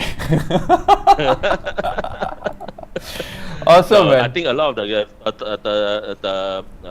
top tier hackers, they are looking at least 1 million before they don't need to work for the year, right? Yeah. I mean, it also depends on how complex. We're talking like chain exploit, how to make it work, right? Like it's not usually just one bug, right? It's normally this plus some, sandbox escape plus some other thing. So it starts to add up, The proof, obviously, right? It's not so simple. They say, not so simple, yeah. Give me 250 grand. Yeah, but then that's the thing, right? There's some industry standard on that. Right? But then there's folks like, bug bounty brokers, right? Or whatever, exploit brokers, right? That will be offering some ridiculous amount. And that's exactly why we're in this situation, right? Like if you are the guy who found it, you can, give it to Huawei, get 250K or 500K or whatever. Or then you can, sell it to some other guy. You don't know what he's going to do with it, but they're going to add a zero to the end, but hard to say. No, that's what we tell you, right? And that's why we offer it. That if you want to take the bug bounty program, we are happy to talk to you, right? Just like any other vendor, we are happy to talk to you. We have a professional team. In fact, we have a couple of teams within Huawei that are, part of this community, right? In the HITB community. Yeah. So they look after our product cert. We call it P-cert, the product security incident response team. And we also have people from our cybersecurity research lab that look at the all the threat hunting, the 0-day kind of stuff on our products, and then we have a vulnerability management program that we put in place that is comprehensive to address all these issues with our development process and whatever that happens on that. And we are just happy that we have these conversations, and whoever who found something, please just get in touch with us, and we will see how this thing can be resolved within, for our customer. At the end of the day, you help us manage our customers' concern better than subsequently later on something happened and then you are hit with a ransomware, right? Yeah, but for the Huawei, since 1987 that we were founded until now, for the past 30 years, we have zero major cybersecurity incident, totally zero. Keep it that way, man. We were okay in the last SolarWinds. Not naming names, but we were fine. Hey, brother. Hey, thanks so much for joining us, man. Actually, just talking about, just very quickly, right? Like, there's a guy from your Huawei Root Lab who's going to be presenting on coverage-guided binary fuzzing stuff this evening. He made a new tool called Trap Fuzzer. So, yeah. Awesome research always coming up from Huawei. We look forward to seeing you again, man. I mean, we're going to come back soon. And then we have this Cyber Week thing, so we already have the list, right? So there's going to be the reviewing Rhapsody, reviewing the automated car, right? Okay, I'll email you after this. Okay, great. Thank you. Take care, brother. Thank you, Sriman. See you, man. Bye. Nice ciao, meeting ciao. you. Have a nice day. Bye-bye. You too. All right, so let me see, what else is up? Do we have another session now, or do we have a break? We do, with Jeremy. We have an immediate session now. Yeah. Okay, so we have another. Back today. It's a back-to-back session, man. Like, our crew really took what I said literally. I said, hey, the studio track has a lot of people, like empty space, right? Like, why do we put in a few of our guys and so that it fills up? And yeah, I guess they really filled it up because now we have no rest. Is Jeremy already with us, or is he on the way in? He is in the breakout room. He's in the breakout room. All right, cool. Jeremy Rowe, can you hear us, man? Give him a few seconds. He's in the main room. He's in the main room. Hey, Jeremy, can you hear us? Yeah, I can hear you. Hey, welcome. How are you, man? Hey, good, Dylan. Here you guys. Shreem, nice to meet you. Likewise. We can't see his Zoom session. AV crew, can we get a picture in picture? I didn't turn on video. It's like in the middle of the night. Sorry. You got video off. Okay, that's fine. We didn't realize that. What time is it for you anyway, man? Midnight. It's midnight. Hey, thanks for joining us, man. At midnight, no less, right? No worries. I mean, normally I'm up at this time, but yeah, it's been a long week, so I want to get some sleep. So how was the talk? I mean, you just finished it, right? Yeah. I mean, I pre-recorded it, so yeah, I think it went well. Yeah, I think I had some pretty good content this week. I finished up with some new targets and added some things there. So yeah, hopefully everyone liked it, and yeah, I'm going to release open source the fuzzer in the next few weeks. I've got a roadmap for it, and should be good. Awesome, man. So the fuzzer that you're releasing, right? Like, you're working on it on your own, or is there a development team, or what's the plan? No, just me. Yeah, over the last few weeks or so, I've been basically figuring out how to fuzz on Mac, and then sort of writing the fuzzer as I go. What as far as automatic crash triage and like how to fuzz network stuff on Mac and how to get the GUI fuzzing going and stuff like that. Have you found anything cool? Any juicy bits that you can share with us? Yeah. I mean, in the presentation, I talk about finding some bugs in AppleScript color sync, actually syslog on Mac, some interesting stuff there. And there's some other CVs upcoming that that'll come out from it. But yeah, it's a pretty successful project, I gotta say. Overall, it's definitely worth it. Pretty cool, man. So the what's the main difference, I mean, in compare this tool to what else is available out there? I mean, like, what enhancements have you done to it that makes it state of the art? Yeah, well, I took an approach of I really want I want a fuzzer that I can spin up and get running on all the major platforms, Linux, Windows, Mac. I don't want there to be all these crazy dependencies and you got to set up a certain instrumentation framework on this or that. I want to make it really, really easy to generically fuzz, files, network, all kinds of different stuff, GUIs across platforms. So that's what made me come up with LightFuzz, the fuzzer I used in the project. And I just took that approach to it. I just wanted to work across platforms and not have to install all kinds of different stuff to do that. Hey, so we completely missed your talk, bro, because we were in a previous interview session. Would it be possible for you to do a quick demo for us? Like, I don't know whether you can do screen sharing now, or whether if you're not up to it, it's fine, man. I mean, I'm just asking, right? You can easily say no. Oh, I'm on my phone right now. You're on your phone, okay. It's hard for me to... Can't be done. But yeah, I mean, do we have any questions? We don't have any questions. But I guess from in the your audience. talk, you did talk about some overlooked attack surface on Mac OS, right? So, I mean, as a defender or as someone who's fuzzing on the Mac OS, what should they be looking for, or what are the attack surface that they should be looking at? Yeah, it's quite big, and I talk about some of this in the talk where I'm really looking at the default stuff that's on, and also just the core applications on Mac. So on Mac, it's basically the platform that wants to support, traditionally wants to support multimedia for everything. I mean, if you look at the different file handlers on it, there's I think 420 different file types that you could see that have stuff they're opening applications with it.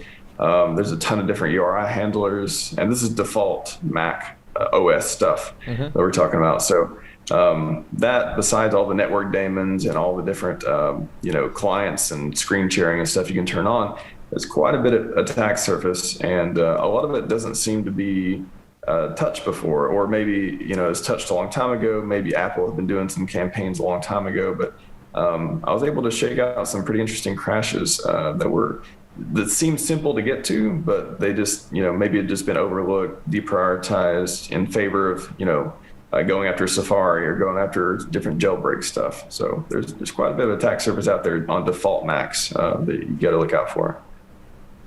Yeah, I think we've seen quite a few vulnerabilities come out in the past few months, right? Like the Gatekeeper one and Bundler, which was trying to go after it. And the one with the Wi-Fi daemon's interesting, where the format string vulnerability. Format strings are a favorite bug of mine for a long time, and that came out, and it actually sort of inspired some of the different takes I was looking at on the network daemons. There's a CD DVD sharing feature actually on Mac that you can, over the network, you can share a CD drive or DVD, over the network. And one of the features, features of that particular daemon is it'll ask you, hey, this user is asking permission to access the drive. And the user it presents to you, and also the computer it's coming from, are strings that you manipulate. So for fun, I just put some format specifiers in there to see if anything would trigger. I didn't get the trigger on that, but I used that as one of the fuzzing payloads to see if there's some bugs there. So that was inspired by some of the recent bugs on Mac. And from Apple's side right now, everything is all M1, right? Like the new MacBook Pros are supposed to be coming out, I don't know, 2 months time or something like that. Does it change things a lot for when it comes to fuzzing? As in, like, are the tool sets going to have to be rewritten again, or?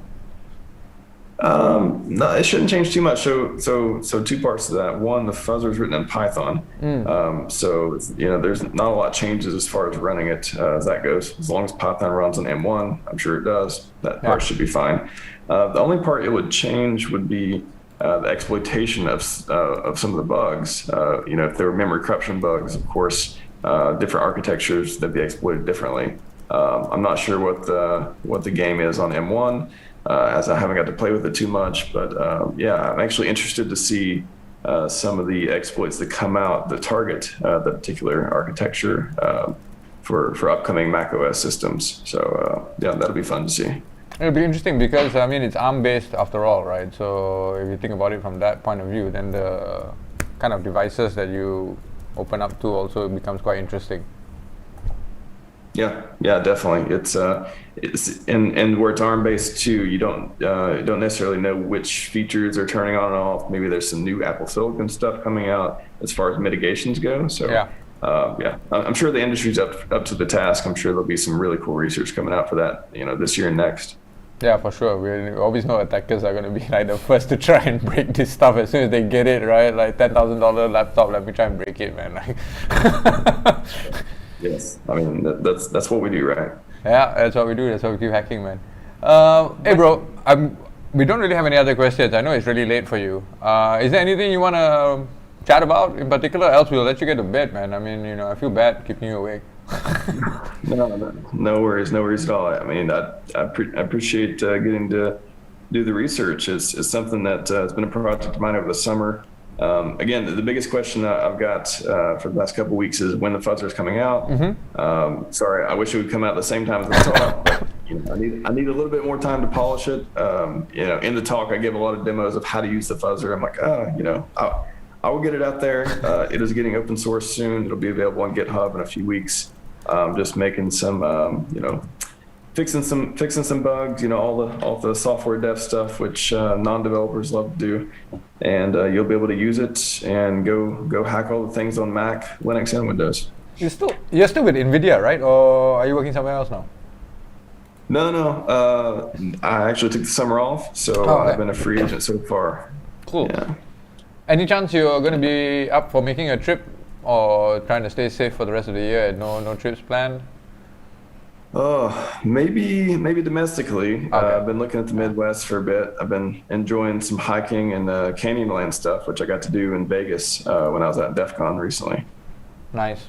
So probably no international ones, but I'll definitely, I love Malaysia, and I definitely want to make it back. And Singapore, for that matter. I got my parents-in-law are in Singapore, so I got a good reason to visit there too.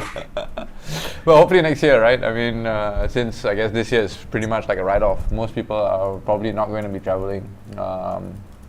Maybe we'll see you in the summer of 2022. Yeah, I hope so. It's been a pleasure, and yeah. Thanks, Dylan. Thanks, Shreem. Good luck with the rest of the con. I know I'll be watching the live stream. Excellent job so far, as usual. Yeah, appreciate it. Thanks, brother. Thanks for joining us. Keep in touch, man. Hopefully, we'll meet up and we can have a beer and stuff in person. Thanks, Jeremy. Have a good night. That'd be great. Yep. Take care. See you, bro. Yep. Bye. So now we actually do have a break. Sorry, Jeremy, didn't mean to kick you off, bro. But I mean, we didn't have any questions for him, so I feel kind of like bad to just kind of make him sit around and talk about stuff when it's quite late. Anyhow, we'll be back at 4 p.m. So that's in about 45 minutes or 50 minutes time, with a brief Q&A, I believe, with the guys who are doing a talk about web stuff, right? Yep. CVE stuff, nice. They're from Grab, actually. I think one of the guys is from Grab, so big up Grab. Yeah, Grab. It'd be interesting to see what behind the scenes in Grab security team is like. I'm not sure if he can talk to us about that, but I'm going to ask him anyway. Great. We'll see you guys in about 45 minutes. See you later. Ciao.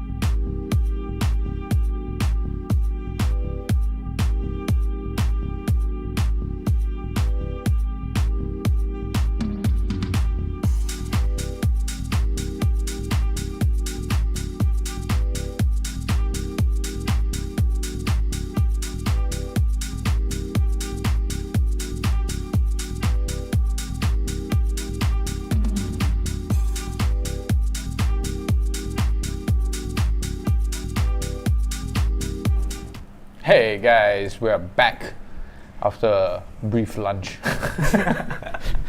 We're joined now by Imdadullah Muhammad and Shiv Sunny, who just finished their talk, 5 minutes ago, where they presented stuff about web views and CVE 2021-21136. Guys, can you hear me? Yeah. How's things going, man? Things are Loud and clear. Yeah. Excellent. So, what's new with web views, man? I mean, you guys have been working on this, I guess, for quite a while, right? As in your day-to-day. Guys. Yeah, actually, yes. So we are working a lot on mobile side. So, and this is one of the components that is extensively used in the current era of mobile development. So you get a lot of cool findings out there, and especially it's about web views. So, I'm checking the Discord. We don't seem to have any questions from participants. However, I had a question for you guys about the security team at Grab. I mean, I know that Shiv now doesn't work for Grab. I mean, now you work for JP Morgan Chase, great. But you guys used to work for Grab, right? Like, so maybe you guys can just tell us a little bit about securing such a large app, right? Such a large infrastructure. The complexity of the Grab app has only grown, right? As in now you got you can book rides, you can order food, you can send packages, right? And then they've got an e-wallet as well. There's kind of a much bigger problem than just privacy issues and data security issues and stuff. Maybe you guys can talk a little bit about that. Yeah.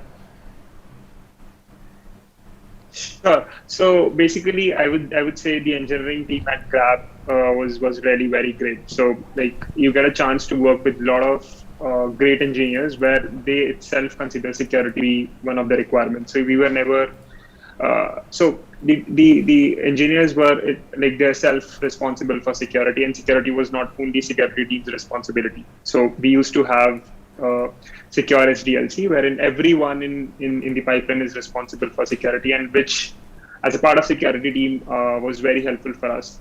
So we were not there to tell them, see, this is something that you need to take care of. So they were smart enough to do things by themselves. And that is when you get a chance to work on a lot of other initiatives, which actually helps you improve and work on a lot of different initiatives, I would say, which would be embedded in the SDLC itself and would result in a lot of cool things.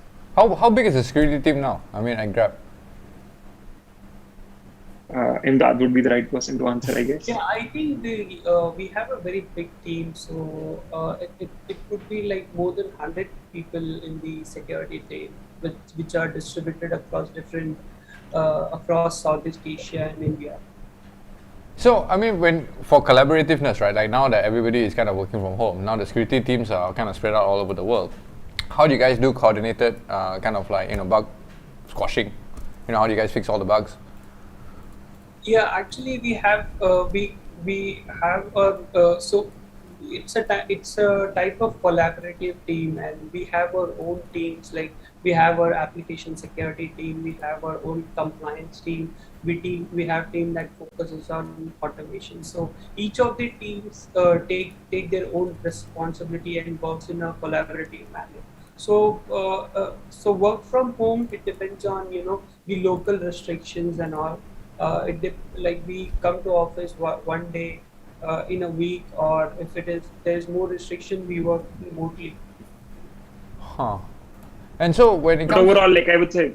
Say again? Sorry. So overall, I would say the collaboration was never a problem when we were back there in office, and it was never a problem even in when we were working remotely. So it was pretty cool.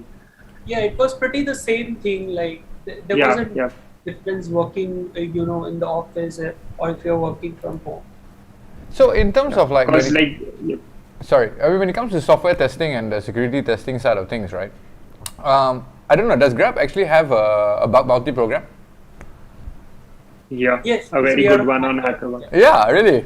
It's the first time I'm learning about it, man. Yeah. Why have I not heard about this, man? I tell you why, right? Because way back in the day when Grab first started, right, there was a whole bunch of bugs in the app, man. Ridiculous amount of bugs, man. When I'm talking about My Taxi, right, early days before it became Grab, right, the app, right, when it was My Taxi. And so, I was always wondering way back then, as in why didn't you guys have a bug bounty? Now you say you do, but how come I don't know about it? Why is it that it's not widely publicized? I believe it's more than 5 years that we have our bug bounty program, if I'm not wrong. It would be 6 years plus, and it was one of the top 10 programs. It's one of the HackerOne's top 10 programs. It's run by HackerOne. Okay. So overall, HackerOne's Grab's bug bounty program is quite good, I would say. Right. Why didn't you guys run your own? Yeah. I mean, why depend on HackerOne? Grab is so big, man. Like Uber doesn't depend on HackerOne or anybody else. You know what I mean? It's like they have their own thing, right? Why didn't you guys do that?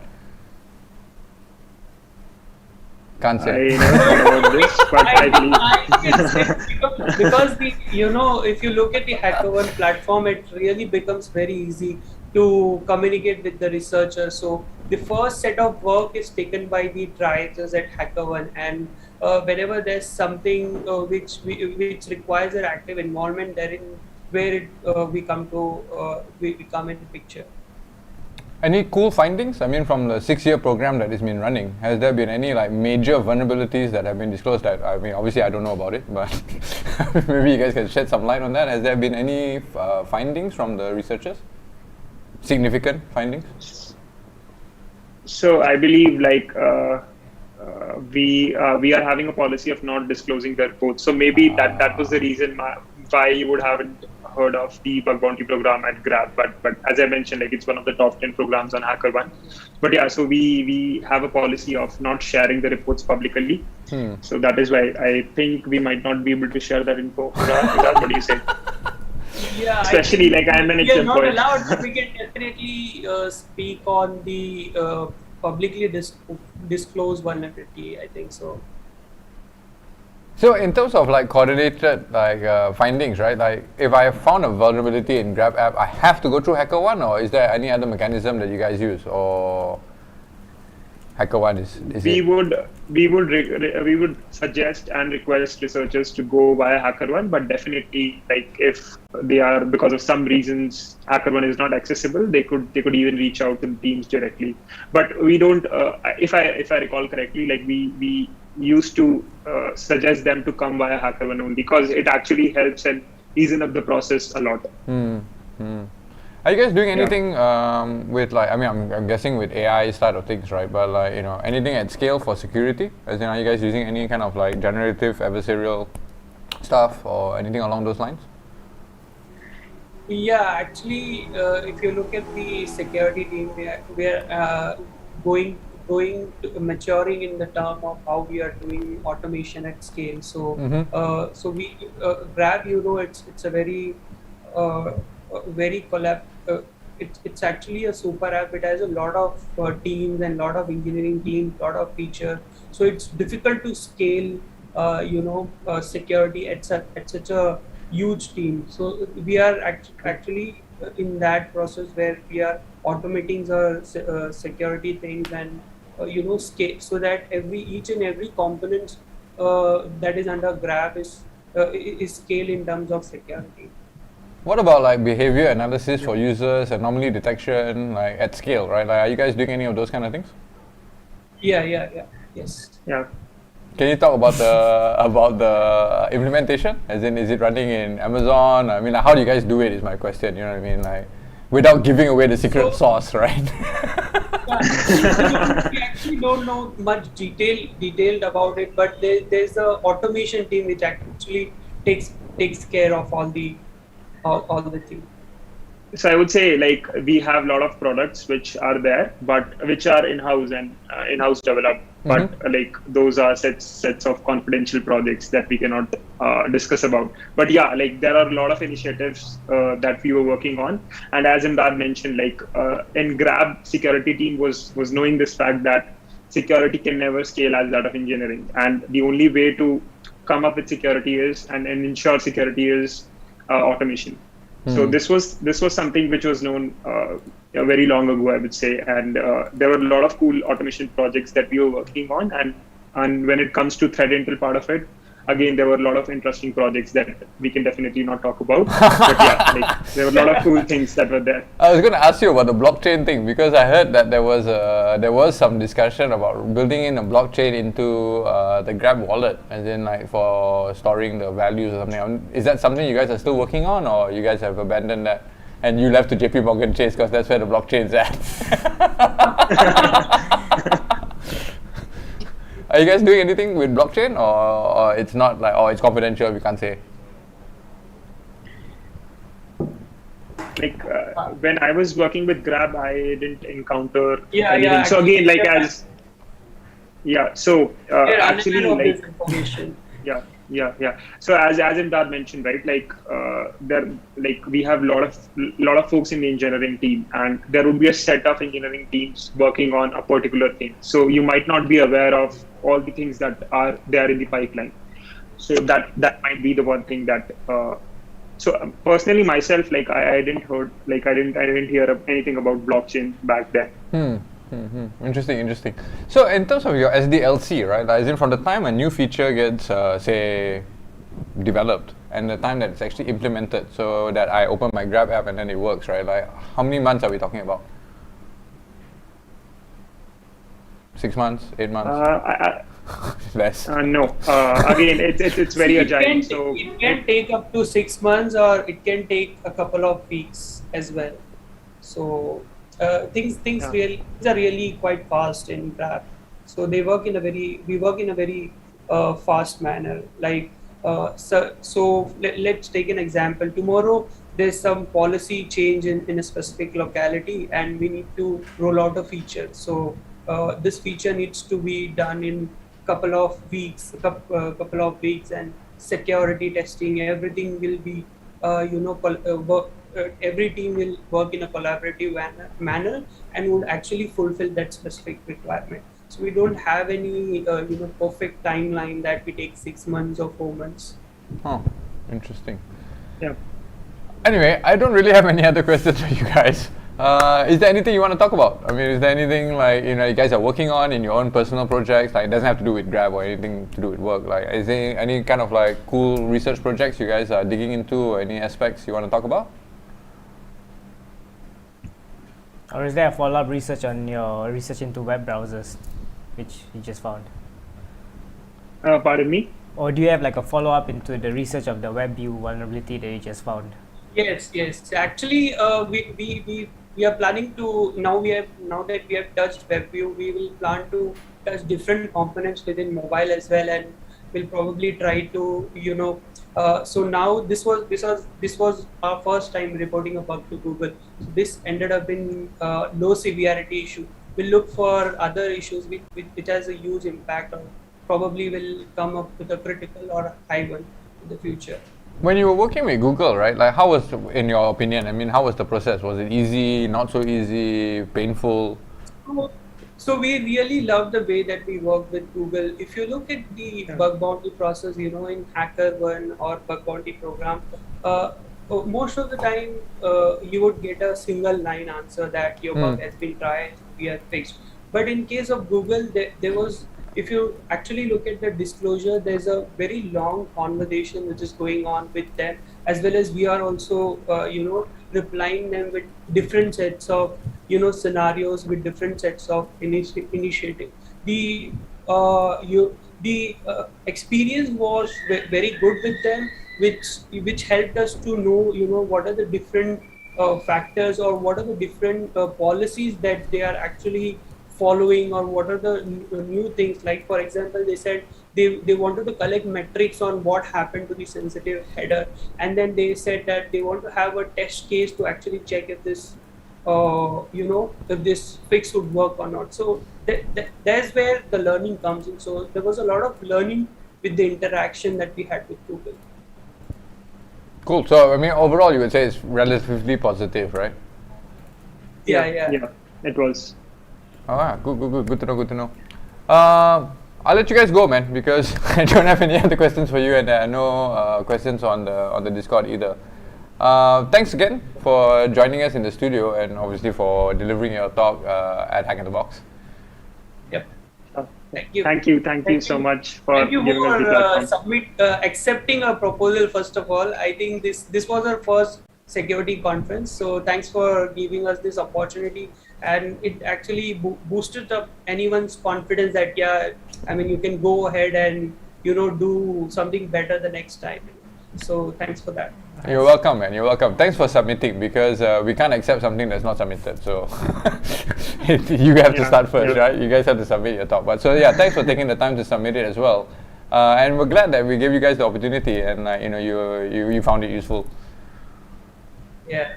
So we Thank you definitely so much. look forward to meet you in Singapore. I think in 2019 we actually saw you. I actually met you in Singapore. Live conference. You probably did, bro. But you see the amount of gray hair, right? I cannot remember, bro. I know. You were all you were everywhere in the conference. You would be there in this room, in that room, in the hall. So you would be there everywhere. So we'll definitely look forward to have a physical interaction. Look forward to it, man. Look forward to it. Everything opens up. Thanks again for joining us. You guys stay safe. Take care. Keep in touch. Yeah. You too. Yeah. Bye-bye. Take care. See you guys. Bye. All right, so we've got about 15 minutes before we join some usual suspects. So Matteo Baccaro and Rocco Calvi, for those guys that don't know, Matteo runs the HITB Armory, so he's going to be coming over and talking to us, and Rocco is from TII. And we've got a special edition Armory this year at Cyber Week, so they're going to come and talk to us a little bit about that. And that's happening at 4:30, so we've got 13 minutes and 37 seconds. I see the time. Lead time, baby. We will see you guys in about 13 minutes, okay? Ciao.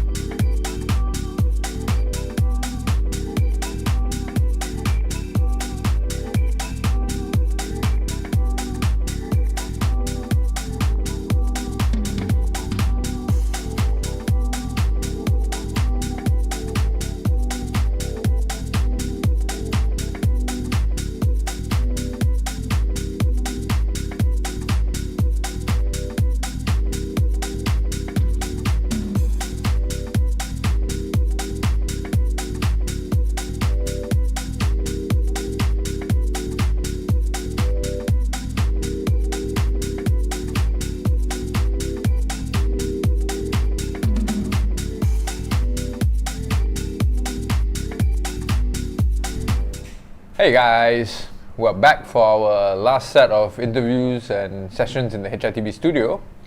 And right now we have an ultra special session for you guys. It's with Matteo Baccaro and Rocco Calvi. For the guys that don't know, right? So Matteo is the opposing force chief technology officer, basically. But he's also most famously, I suppose, known as the guy who started the HITB Armory. And then Rocco, who has been around for quite some time in the security industry. He's also been at various Hack in the Box events. He's spoken at our conference in Singapore, if I'm not mistaken, a couple of years ago. He's now with TII. And so Rocco and Matteo are going to be speaking with us just very shortly about the plans that we have for the HITB Armory that's coming up in Cyber Week in November. Hey guys, what's up? Hey man, how are you? I'm good, man. I'm good. It'd be better if you guys were here and we were like, having this conversation in person, but hey, All right. Definitely miss Singapore. Yeah, I know, the food, right? Where are you guys now? I was waiting for my crab. Yeah, your crab. Yeah, exactly. I remember that. I remember when you guys came down, you were like, yeah, chili crab. The chili crab incident, right? Like everybody. So for the guys watching at home, right? Like Matteo came down and like we went out for crabs. Everybody was done, and he's like, "Where's everybody going? There's still crabs here." What do you guys been up to? They hired me for cleaning the plates at the end of the evening. You did a true Asian thing, like eat the crabs down to like the last bits, right? Like doesn't matter your fingers are dirty, but that's how you eat crabs, man. You can't eat it with a fork and spoon. Exactly. That's the point. Where are you guys now, man? Like obviously at home, but which part of the world? So I'm in the Middle East, in UAE, Abu Dhabi, at my house. It's the weekend for us right now. Nice and free, Matteo? I'm just a few kilometers away from Rocco's, actually. I'm currently in Dubai for a few weeks before I fly back to Italy mid-September. It's so weird, right? I mean, you're not far from each other, but yet you're still separated. It's like kind of weird, right? That we're still sitting here, everybody's on Zoom. Like, what the hell, man? Like, Abu Dhabi and Dubai is what, like 100-something kilometers away, something like that? Yeah, like 1 hour probably. It's not far. I can take a cab, basically. Should have met up. Did talk. Anyway, guys, we can meet please in some cafe in the highway. Yeah, in the middle, right? In the no man's land. Isn't there like a helicopter service as well there? There used to be. I don't know if they're still running that, man. I think now with COVID they cancelled that, man. Like, no helicopter, man. You have to go through the PCR testing roadblock, which is on the road. Anyway, guys, hey, so tell us, like, obviously we know about what's going on in November at the Armory, but maybe you guys Matteo, you wanna walk us through a little bit about what you have in store, what you're planning, or what you're thinking? Yeah, sure. So before I share some of the actual details, I just want to do a quick introduction about what's the Armory, in case some of the people here didn't attend to some previous session that we organized back in Singapore, Amsterdam, and also in a bunch of other conferences in the past. So Armory is basically a small event inside the main conference where we give the opportunity and the possibility to developers of security tools of different types. They can be offensive tools, can be defensive, can be related to training activities. We really are open to any category of software. To give the opportunity to the developers of such tools to present the tool itself, to showcase the functionality, to explain to the audience a bit about the issues they encounter during the development, about the next and future features they are planning to include in the tool, getting some feedback. It's a very informal and intimate way to discuss about the tool. It's much more intimate than a standard talk. We are not going to give them a stage and let them present in front of an audience, but it will be face-to-face. The developers will have a small booth in which they will have a screen, they can present the tool, they can show off some demos, and they can interact with the audience at the end. That's the main purpose, giving the chance to interact with the people joining for the conference, and that they want to maybe take a break from the standard talk. Maybe they want to understand a bit better about the inner workings of any of the tools they may use on their daily life in the security world. So that's more or less the general idea about the Armory. This year we are going to announce special tool category, thanks to TIIs and thanks to Rocco for the sponsorship of the Armory event. So Rocco, you want to introduce a bit about what you do so that maybe our audience can understand about the special category of this year? Yep, definitely. So I'm leading the Digital Security Research Center at TII. And what we're trying to do, we're trying to automate the vulnerability discovery. We're trying to prove vulnerabilities and also harden the software under test. But one of our main focuses right now is to improve the current state of the fuzzers that we use to find bugs in the industry. We've seen a lot of good papers come out recently in academia, and a lot of good tools that are coming out of the industry as well. But we feel that there's still a lot of gap there that needs to be improved on to really be able to find all the bugs during a fuzzing test. So we're looking for people that can build better tools with us. So we're partnering with multiple people around the world, including US, Europe, also Asia. And we're trying to work on a common goal to fix the actual problems that you run into during a fuzzing campaign, such as like scalability, getting proper code coverage, finding all the proper bugs which you might miss during a fuzzing campaign. So we're super excited to be able to sponsor at the Hack in the Box Cyber Week that's going to happen in November. We want to see Armory to have some really good fuzzing tools, and we want to maybe build a competition around that as well and provide some prize money. So we're going to probably create a data set around that on some of the software that we want the tools to test and see if they can find those actual bugs and see how fast they can do it. So this is what we're thinking to make it more like a fun, competitive activity with the Armitage at Hack in the Box. Awesome, man. So Matteo and Rocco, right? So the idea with this fuzzing tool set demonstration thingy, I'm guessing not everybody's going to be able to come. So is there going to be a way that they can kind of like show off their tool remotely, or are we only going to have like the guys you have to fly into UAE? What's the plan? Yeah, so I think due to the pandemic making it very hard for everyone to attend the conference, we definitely want to open it up for anyone around the world to attend the conference, especially the Armory, and to also show off their tools that they've been working on through the year. So no limitation, right? Like any tool author, even if they can't physically make the trip over, they can still apply to show off their tool at the Armory. And if they have a fuzzing related tool, they, qualify for this subcategory of prizes, or? Yeah, exactly, yeah. There should be no limitation that you need to be there in person. Awesome, man. Awesome. I like it. And so in terms of the testing, as in, can you give us some insight into what you're looking for? As in, like, what kind of, like, I mean, you mentioned, like, the scalability and, the coverage and that kind of stuff, but how are we actually going to evaluate, right? Because different tools are kind of catered to different things, right? That's true. So we're still trying to define the actual rules and how we're going to measure for the actual results that we want. But some of the things could be like, can you properly scale your solution and how fast you can find those bugs? So we might look at ways that the current Google Fuzzbench is doing it and use some of those metrics to bring into the ways that we measure how good the fuzzer is. So yeah, we still need to really work out the details, but it's mainly going to be like the code coverage. Can we reproduce the bugs that you discovered?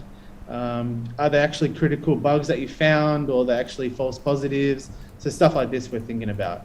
But awesome. We still need to really define exactly what the rules are going to be and what we're actually looking for. When do you think we can expect this to be published? I mean, obviously Cyber Week is in November. We're almost in September now, right? Any deadlines? True. exactly. So we're definitely going to be moving quick. We're using similar matrix already with the tools that we're developing in our center. So I think we'll probably use some of those matrix to allow the competitors to also leverage those. So I would say in a couple of weeks, we should have this finalized, exactly what we're looking for the competition. Awesome. So I guess we'll publish that on the website as soon as you guys provide that to us. Yeah, definitely. But I mean, in addition to that, Matteo, as in for the Armory side of things, right? Are you guys hoping to get any other kind of tools in particular, or are we just going to be focusing on fuzzers for this particular edition? No. Fuzzing for us is just let's say, the special category of the year. But we will keep open the Armory event for any other category that we have accepted also in the past. And so we are not limiting only to fuzzing, but we can also accept, like for example, a few years ago, if you remember, in Singapore, we brought over automotive security tools, we brought over hardware security tools, we brought over defensive, even from a defensive point of view, we had a bunch of tools and developers joining our event. So the fuzzing category for sure is the special one for this year, with some extra competition and possibly prizes. But at the same time, we keep everything open as usual for any other category of tools and any other developers that want to showcase what is working on in the past. Do you guys have a... So for the... Sorry, go ahead. Yeah. No, go ahead. No, just saying that we are planning to start the call for tool as well for the Armory. Just so let me just share very quickly the screen. Yeah, I was going to ask you, like, pretty much how many tools are you guys expecting, or how many tools are we going to accept? Right, in total, and like what's the process going to be like? So in terms of numbers, at the moment we are going to have around 6 to 8 booths available. We usually do 2 rounds per day, so around 2 hours for each developer to present the tool for each of the 2 days of the conference. So that gives us around 12 to 16 possible tools. And we can grow a bit more on that if we see a lot of high quality submissions. So we have quite enough space this year. So 6 to 8, that's for on-site, right? And then for the remote tools, as in the guys that are not going to be able to come, is there a limit, or are we just going to do as many as we possibly can, or what's the plan? For the remote, we don't have the logistical limitation that we have for the on-site event. So for that part, we don't have a fixed numbers of tools that we can accept. We want to keep it reasonable, because we want to get the chance for everyone that is attending either remotely or on-site to be able to view and to discuss with all the possible developers that we are going to have in the conference. So we are going to try to keep it possible for anyone to visit everything, to view everything, but we don't have a strict limitation for the remote tools that are going to be on the stage. When are we opening this, bro? Because I just noticed there's no dates. The date is on the second slide, man. Ah, there it is. I was like, hey man, where's the dates? Man, I'm asking the guys like, hey, how come the slides have no dates? The standard call for paper or call for tool will be open today, and probably by end of the day. Awesome. And we are planning to split it into 2 rounds, just to get a better idea about how to organize all the logistic part. So the first round will run for about 2 weeks from today until the 10th of September. And the second round will start the next day and will run for another couple of weeks. Okay. And then we have about 2 weeks before we announce all the accepted speakers / developers for the event. And hopefully in the meantime, we're also going to have all the details about the fuzzing competition. But in either case, all the fuzzers developers out there are more than happy to start submitting. Even if they don't want to participate specifically in the challenge, they can still showcase the tool. So start preparing your submission, don't worry. and we will publish more and more details on the website as soon as possible. In terms of submissions, bro, how are you planning to get the submissions in? Do people just email it in, or how do they apply? No, we are going to publish everything on the Cyber Week website. Okay. So together with the main call for paper, you will also get the chance to submit for the Armory event, specifically for the Armory event. We are going to ask a few details about the tools, what is the purpose, what are the main features, and if you already publish a GitHub or GitLab repository in which we can find the source code and some other information that we can start publishing to advertise the tool to the audience, so that the audience know what they are going to see during the event. Cool, man. And so in terms of like criteria for selection, are we only talking like open source? It must be an open source tool, or like semi-commercial, or are there any limitations? There is no strict limitation. However, we tend to prefer or to push more for open source tools because it allows a more strict interaction with the audience, so the audience can also get involved in the actual development. But if you also have semi-commercial tool, we may have some additional space that we can reserve in case we notice a very good quality submission.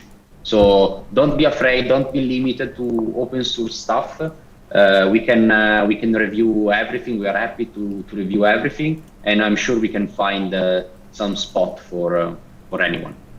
Excellent. And so in terms of like for the two authors that apply, what are we giving them? I mean, like flights to Cyber Week plus hotel, and like did they get any other cool stuff? Yeah, we are planning to give to any accepted tool a small honorarium. We are defining the amount in between today and tomorrow. So during the opening of the call for tool, that will be given as a cash prize to all the accepted tools.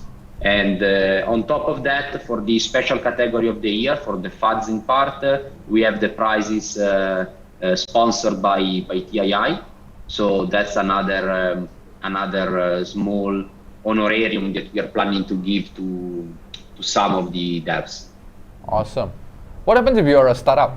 Like, can you apply if you're like let's just say you don't have funding yet, but you have a startup? Yeah, absolutely. If you have an open source tool or a semi-commercial tool that you want to move to a startup type of thing, you can also submit, and we are going to have probably a dedicated area that can be within the Armory or in a close by section of the conference dedicated for startups that are looking to raise some funding, that are looking to meet and greet with investors, and we are planning to publish some additional details about such opportunities very shortly.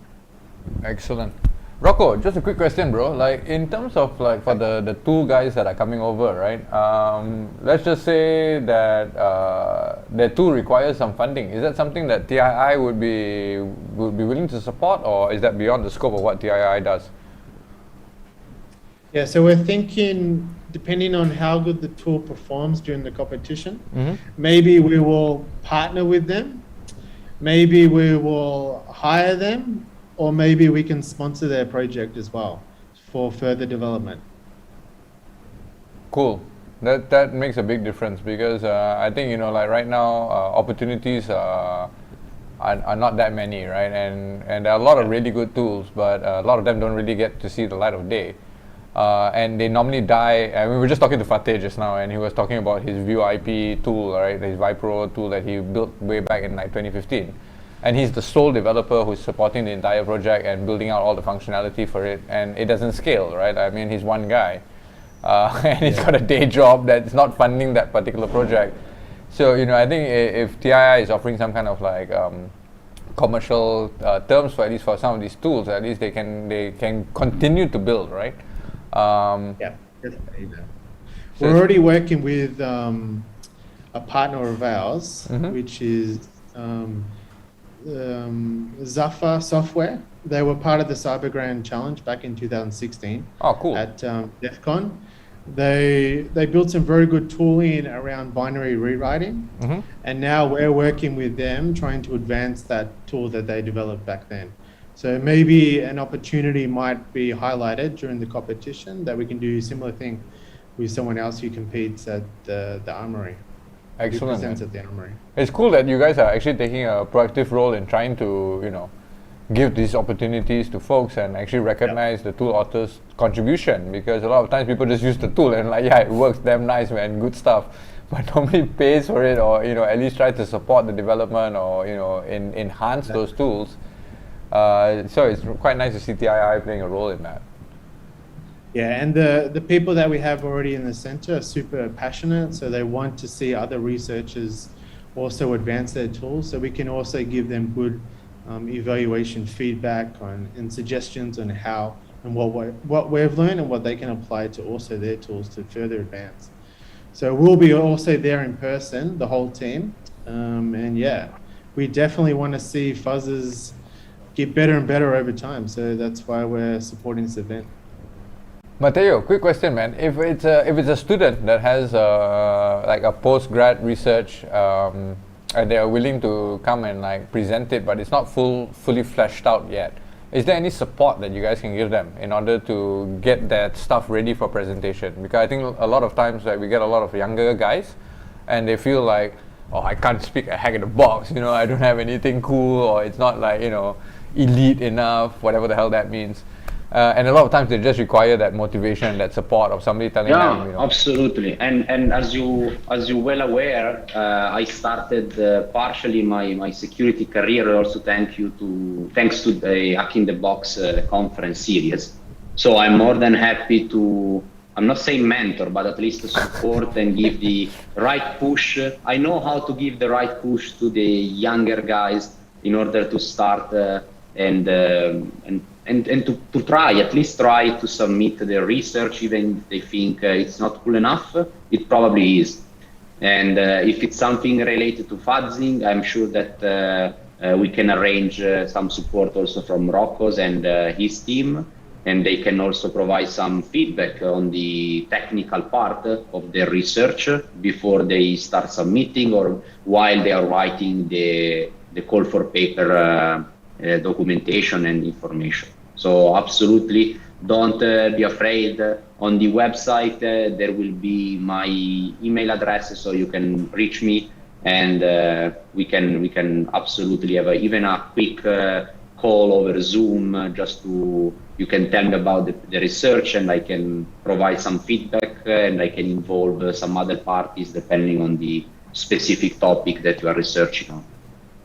So guys, I mean, this is like unprecedented, okay? Like pretty much Matteo will give you one-on-one and like help guide your tool if you are not ready to present. So, you know, really you guys should take up this opportunity. I mean, no matter what level you think you are, whether you're like, you know, super elite or not, everybody has to start somewhere.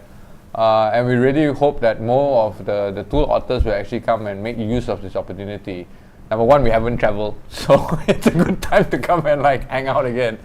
But yeah, I mean, it's so great to see TII actually stepping up, and of course Matteo, you know, like running Armory is your passion, right? Like, nobody's paying for it to happen, but it's nice to see that you're continuously pushing the industry forward, right, and trying to get the best tools noticed so that you know, more people can use them. Absolutely, small way to give back to the community, and at the same time give the chance to newcomers to enter in the industry.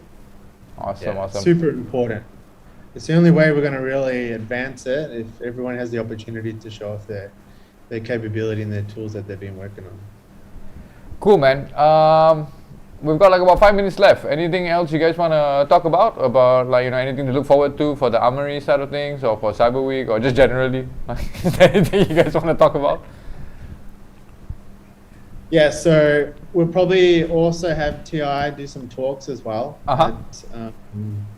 at Hack in the Box Cyber Week, and in the future we'll probably also do some workshops as well to also help people get more involved in this type of research direction. Hey, so you guys are going to have an exhibition booth, right? Like at Cyber Week, I assume you guys are going to have some kind of space, right? Definitely. Any kind of cool stuff like planned, or I mean, like I guess the whole team is coming. So are you guys planning on kind of like some kind of activities for people?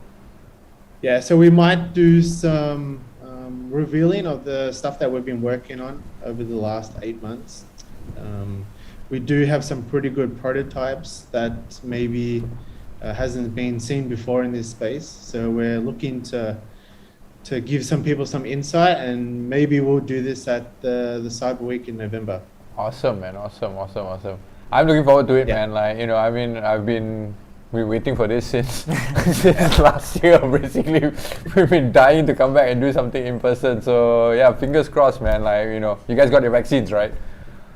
Yeah, exactly. Everyone's yes. Awesome, We're all awesome. good.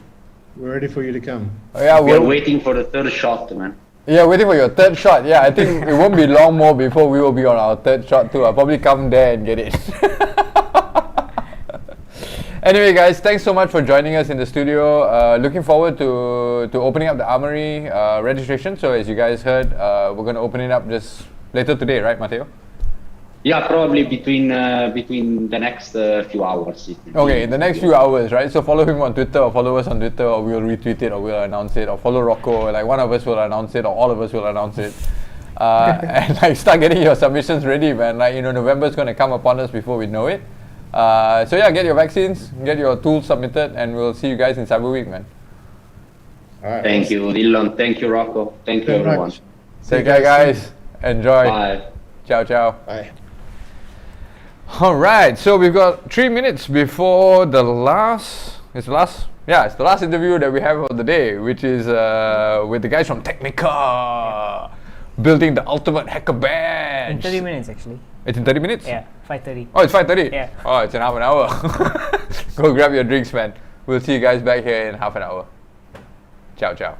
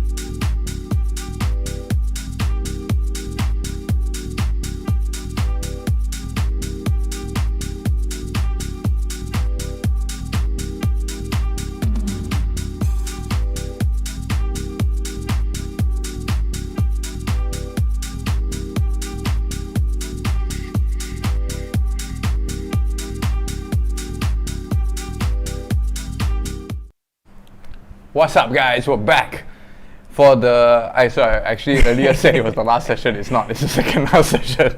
We actually have a catch up with the CTF guys at about 6 o'clock. But in the meantime, we're here with the guys from TechMaker. What's up, guys? Can you hear me? Yeah. Yeah. How's things, man? Fantastic. Thanks. Yeah, life's good.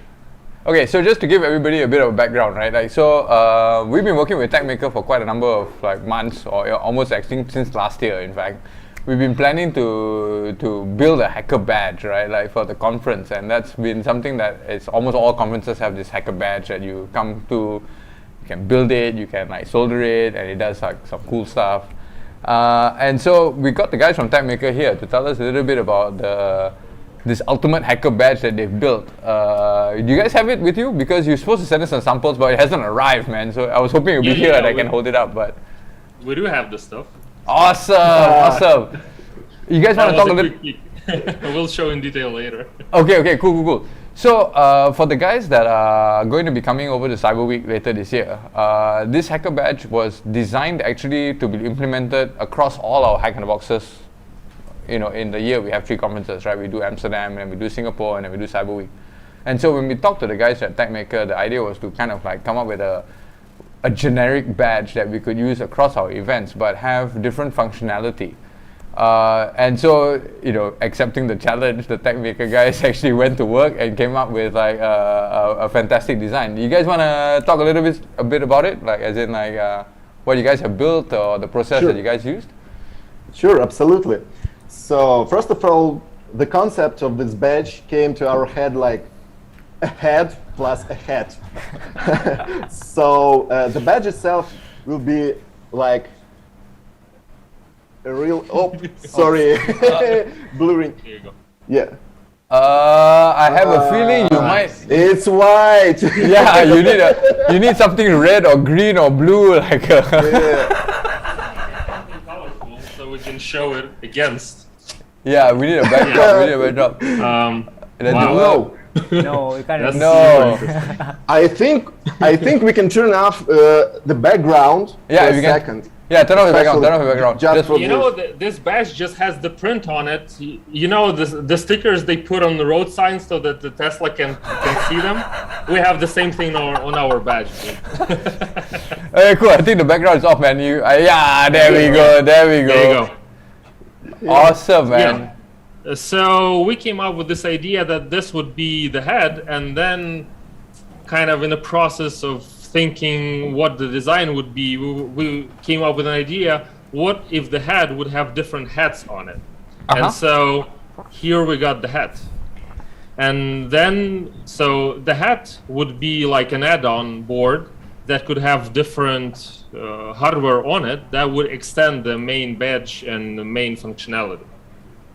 So for the guys who are at home, right? Basically, the idea that we had was that the base badge that you guys are holding up now would act as like you always have this badge with you, and then for each conference that you come, there's a hat that's issued per conference to add functionality to the badge, right? So you kind of have a base badge, and then you collect the hats, right?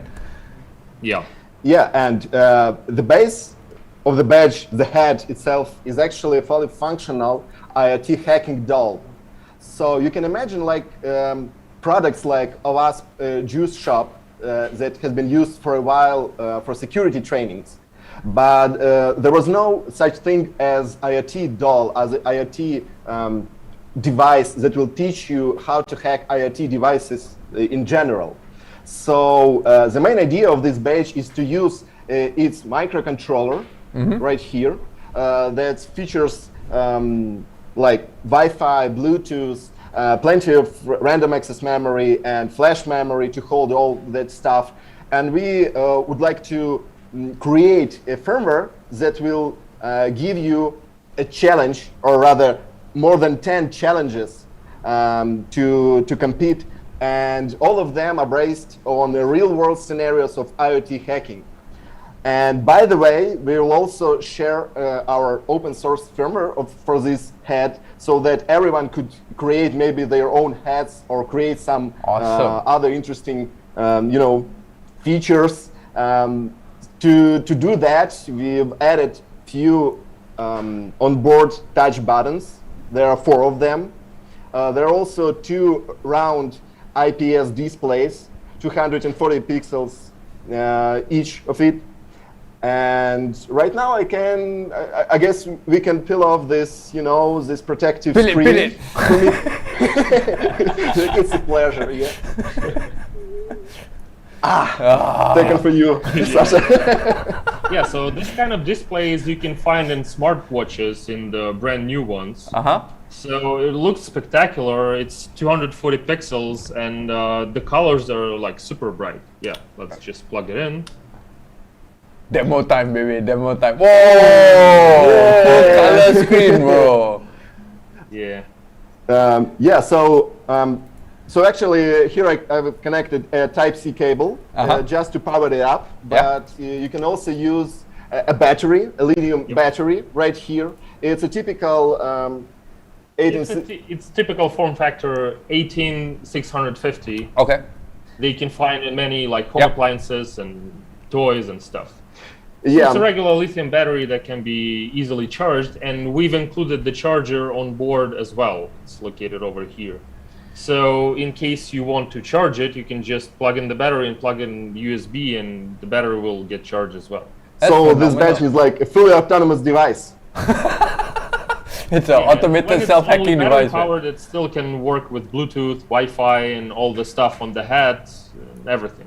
So in terms of like functionality, as in the base board itself, right? Like, what's the platform? I mean, like, what is it running off? Like, what's the chip that's on it? So the chip is ESP32. It's actually a pretty popular chip for IoT devices. And right now, when we have shortages of all other chips, like STM32 and other that are mostly heavily used in automotive industry, we choose to go with ESP32, especially because many hobbyists and embedded developers are familiar with it. Yeah. One of the main pluses is that it has all the radio front end built in, and there is onboard antenna, so you can see this chip in like many wireless lightning or home appliances like weights and numerous smart switches. For instance, there are devices for a couple of bucks that has an ability to turn on and off through Google Home application or other HomeKits application. So basically, this one is like iconic chip for IoT embedded development in general. Yeah, it's not expensive, and it has a lot of features built in, so that's cool. It's actually double core CPU, so it simultaneously can handle the wireless stacks and do some other stuff that we want to code in, and plenty of RAM. Especially this version, it's a little bit longer. It includes another 8 megabytes of memory, so you can use it for like audio processing and storing some data. So whatever you want. Yeah. So by default, right? As in when you guys started designing the badge, right? What's the process like? As in, from the time you sketch the idea to what you hope that it's going to have in terms of functionality. As in, can you walk us through your design process? Yeah. So first of all, the first step is to design the design itself. The graphical design is probably the starting point, because it would define the outlook and everything, and then we try to incorporate different hardware in different design places. Like, we came up with this idea of badge having the eyes as LCD displays, and so after that we started to think what kind of like a mask or contour of the badge should be to fit both displays as eyes. Especially for this design, displays came in the first place, and all other design was like, we need to feed those both displays nice. So yeah, and then we produced for like more than 10 different designs to choose from. Then we take like maybe 3 to 5 of them and share with you to choose from. And when we choose some specific design, or maybe 2 of them, we start creating PCB. So it's a process of regarding design. It's like converting these sketches into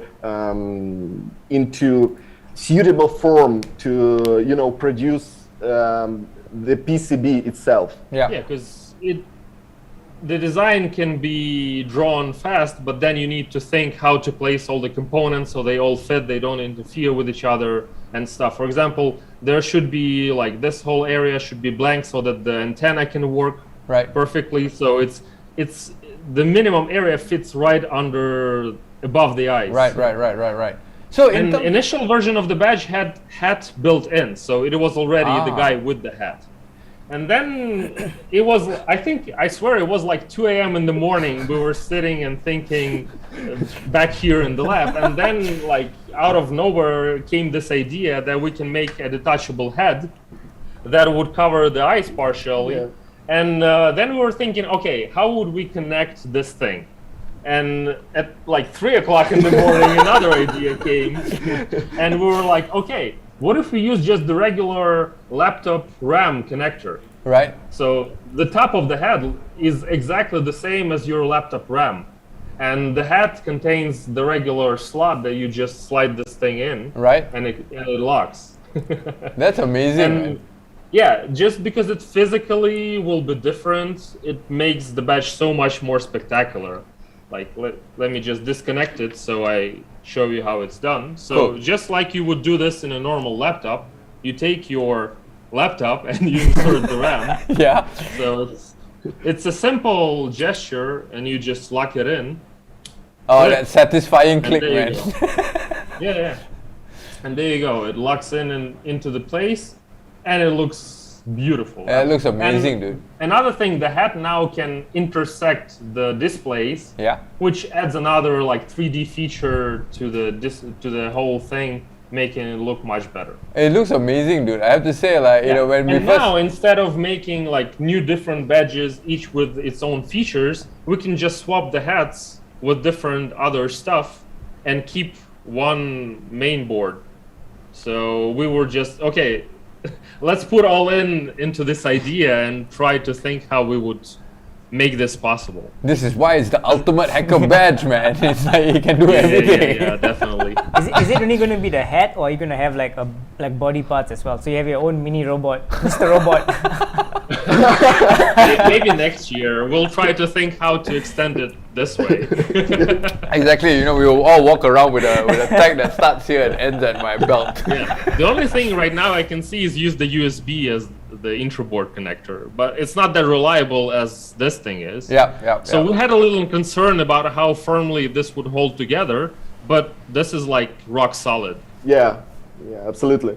So there are no even a smallest hole between 2 boards and displays. They're like the whole single part without no moving. No movement at all. That's phenomenal, man. So in terms of like actually manufacturing it, right? Like where is it made? As in, I'm guessing it's made in China, right? But like, working with those manufacturers probably wasn't very easy, right? Communication. Yeah, another challenge with the PCBs and electronics overall right now, because otherwise, apart from this badge, we do a lot of electronics like for our own company. And right now the chip shortages has affected everything. So I don't know if everybody is aware, but starting the spring of the last year, as long as everybody went into lockdowns, there was the surge in cars.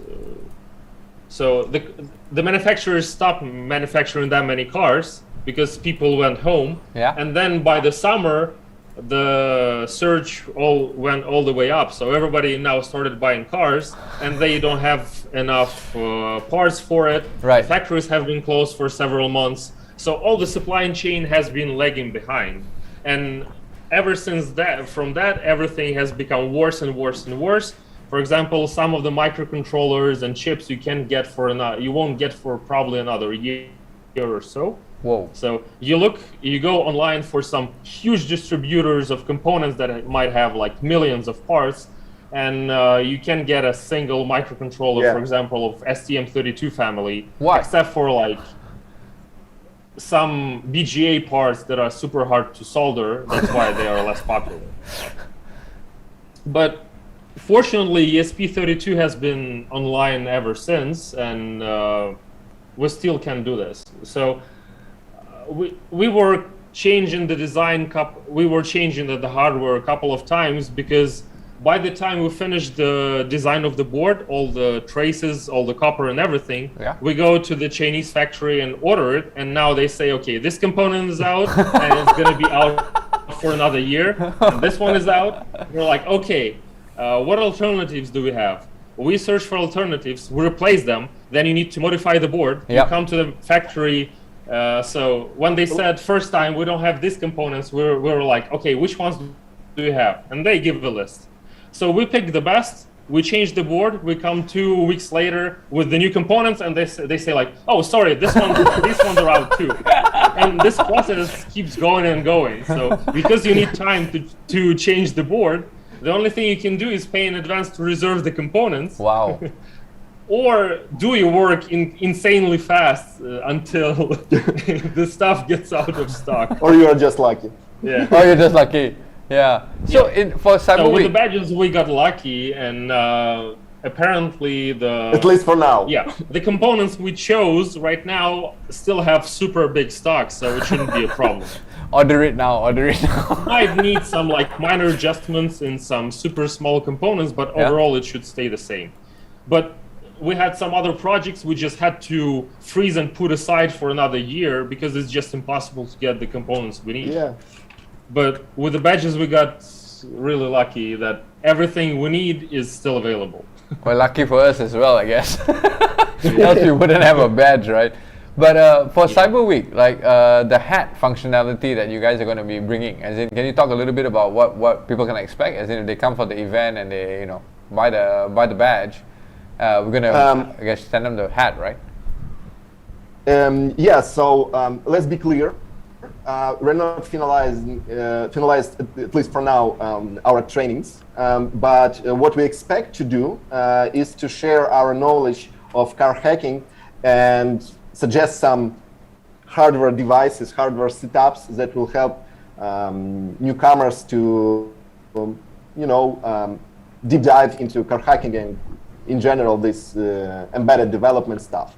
So we have like, for at least 2 or 3 years, our own hardware for car hacking, especially CAN bus sniffers. And we used to include those small chips that transmits the information, the data from the CAN bus to the microcontroller. We call them CAN bus transceivers in our devices, just in case if someone wants to start playing with CAN buses. Yeah, that was even a joke. So any hardware tech maker makes can always connect to the CAN bus. Always CAN bus, right? Yeah. So for that reason, our first test hat. Our most obvious choice of hardware. You can imagine it's actually a CAN bus sniffer. So. Yeah, so this hat is pretty basic. Here you would have the CAN bus transceiver and the wire connector, so you can easily plug it in and use it with your car, with your vehicle. So what can I do with it? I mean, for example, like if let's say I have a BMW, like a 3 Series BMW, what could I do with it if I have this CAN bus hat and this badge? So first of all, to be clear, this is a low-level connection between your laptop or your microcontroller and the vehicle. So what you can do, it is the same thing as you would ask what I can do if I plug my laptop into Ethernet. Anything. So it's the same. It's like a link between your laptop and the vehicle. And it's so generally purpose. Yeah. Okay. Yeah. And by the way, CAN buses are not only in automotive industry. There are also UAVs and drones, remote vehicles that are also leveraging CAN buses for their own purpose. So it's like a common bus that microcontroller uses to transmit the data between each other. Okay. So, and for that reason, when you develop such things, you need to somehow debug them. So that's why you need to somehow connect and see what is going on the CAN bus. And these components, these devices are actually a bridge between your software, between your tools, like laptop, and this actual vehicle or any other robot that uses. So hang on, so you're telling me that this badge is not just like for fun and you can wear it around, but I can take it and go and like start hacking some cars with it as well? Yeah, but let's define hack the cars. Well, we do have a car hacking village. Yeah, we do. We should say that you can hack your own car. Okay. It would be responsibly hack the things that you own. Okay, that's fine. Full disclosure. Yeah. Responsible. Countries, it's legal to. Yeah, to play with your own vehicle. Yeah. Okay. But still, what do we call car hacking? First of all, the main issue or the main problem for automotive industry is that they try to integrate some new technologies like infotainment systems with remote access through Wi-Fi, Bluetooth, network operators to their internal buses, including CAN bus. So that exposes a different attack vector, different attack surface that hackers might want to use to control fleets of vehicles. And for that reason, automotive industry tries to firewall connections between infotainment system and all other crucial parts of the vehicle. And this particular device that is actually a hardware firewall called security gateway. It includes several functions, including diagnostic of the vehicle, including firewalling different frames, or to put it simple, data that comes from infotainment system or should go or not go into internal CAN bus. And those small hardware firewalls, security gateways, are actually also devices that have their own vulnerabilities. And what we do, we try to find different vulnerabilities in such devices with pretty good success. So that's what we call car hacking. So we are making cars more secure by finding vulnerabilities in security gateways, especially. And how much of that would that module, the HAT module, be able to achieve? I can't say that you could do all kind of stuff with it because first of all you need to play with high bandwidth, high speed of CAN bus, especially on newest cars, especially when they are diagnosed with a laptop. So for that reason, it's not the best way to use ESP32 plus transceiver to collect all kind of the data. But still, it's good enough for at least 99% of cases when you need to connect to the CAN bus. So it should be more than enough for the most use cases. Okay, so number one question, how do I get it? How do I get this badge, bro? How do I buy it? Well, yours ones are already on the way. Yeah, so okay. Never mind me. I hope pretty soon. General people. Right now, we're finalizing all the changes we need for the production, for the main production version. So usually, the process of making the hardware takes several iterations. Yeah. Because from my experience, I've done a lot of hardware boards and everything. From my experience, I never get them from the first time like 100% working. I get them like 99% working. 99.9. Yeah, in my dreams. But there are several fixes we need to add. I mean, this badge is fully functional, but we want to improve it in several ways. So the main production version will have those small tweaks. And then we will mass produce like several hundreds of these badges so several thousands to the conference. Yeah. So, and this is only the first hat that we have that connects to the CON bus. Yeah. Right now we're already making another hats, so they are all available for adding to the main badge. And right now we have 2 other designs.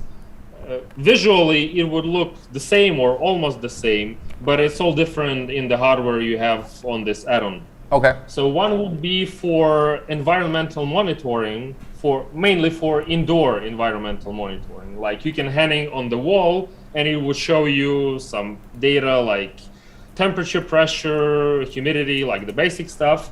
And as well, we use the smart Bosch environmental sensor, the BME 680, which also allows you to show the percentage of organic gases that you have in your atmosphere. It's a COVID detector. How dirty is your air? Yeah, if you need to open the window or something. That's amazing, man. So at Cyber Week in November, right? Like for the guys that are coming on site, I'm guessing they're going to be able to buy the badge, or they're going to get the badge for free, right? As in, it's going to be like you buy a conference ticket to get a badge. But for those that can't come, can they buy it online? Can they buy it through your website or something? We plan to do so. Work in progress, but yeah, probably. The easiest way to do this is just by directly contacting us, and we will sort out. And I think we'll find a way to do that. But for general availability of such service, for now we're not ready. Maybe in November or maybe in October, but not for now. Okay. And so for like the other conference we need guys, to have like the backstock and other. Yeah. Okay, so for like the other conference guys that are watching this particular stream, I'm like, man, I want a badge like that as well. I want the Hack in the Box badge with expendable hats. Like, can they contact you guys? And are you guys open to like collaboration and working with other guys to make their own badge as well? Sure. Everyone can contact us, especially on Discord. So yeah, it should be easy. Awesome, man. So yeah, guys, if you guys want like a cool expandable badge like the one that the TechMaker guys have made for us for Cyber Week, ping them on Twitter or follow them and message them, because it's cool, man. I mean, it's expandable. You can hack cars and shit, bro. Like, that's cool, man. And that's only one hat. And that's only one hat, exactly, right? You can keep adding functionality to it. Don't have to keep buying new badges all the time. You buy the baseband badge, and then you add the hats to it as you go to different conferences, right? Like one badge to unite them all. The second hat is the environmental thing, and the third one that we right now have in the works would be like the multimedia hat. It would have LEDs all over, which are colored. Like you can do some equalizer or discolize or whatever you want. It's the DJ badge. It would have a couple of microphones that would be hardware switchable. So if somebody has paranoia or something, they can switch off the power, and that would definitely cut them off. So nobody. But you control the firmware, so you definitely know where all the data is going to. That's cool, man. Hold on, cowboy. Hold on.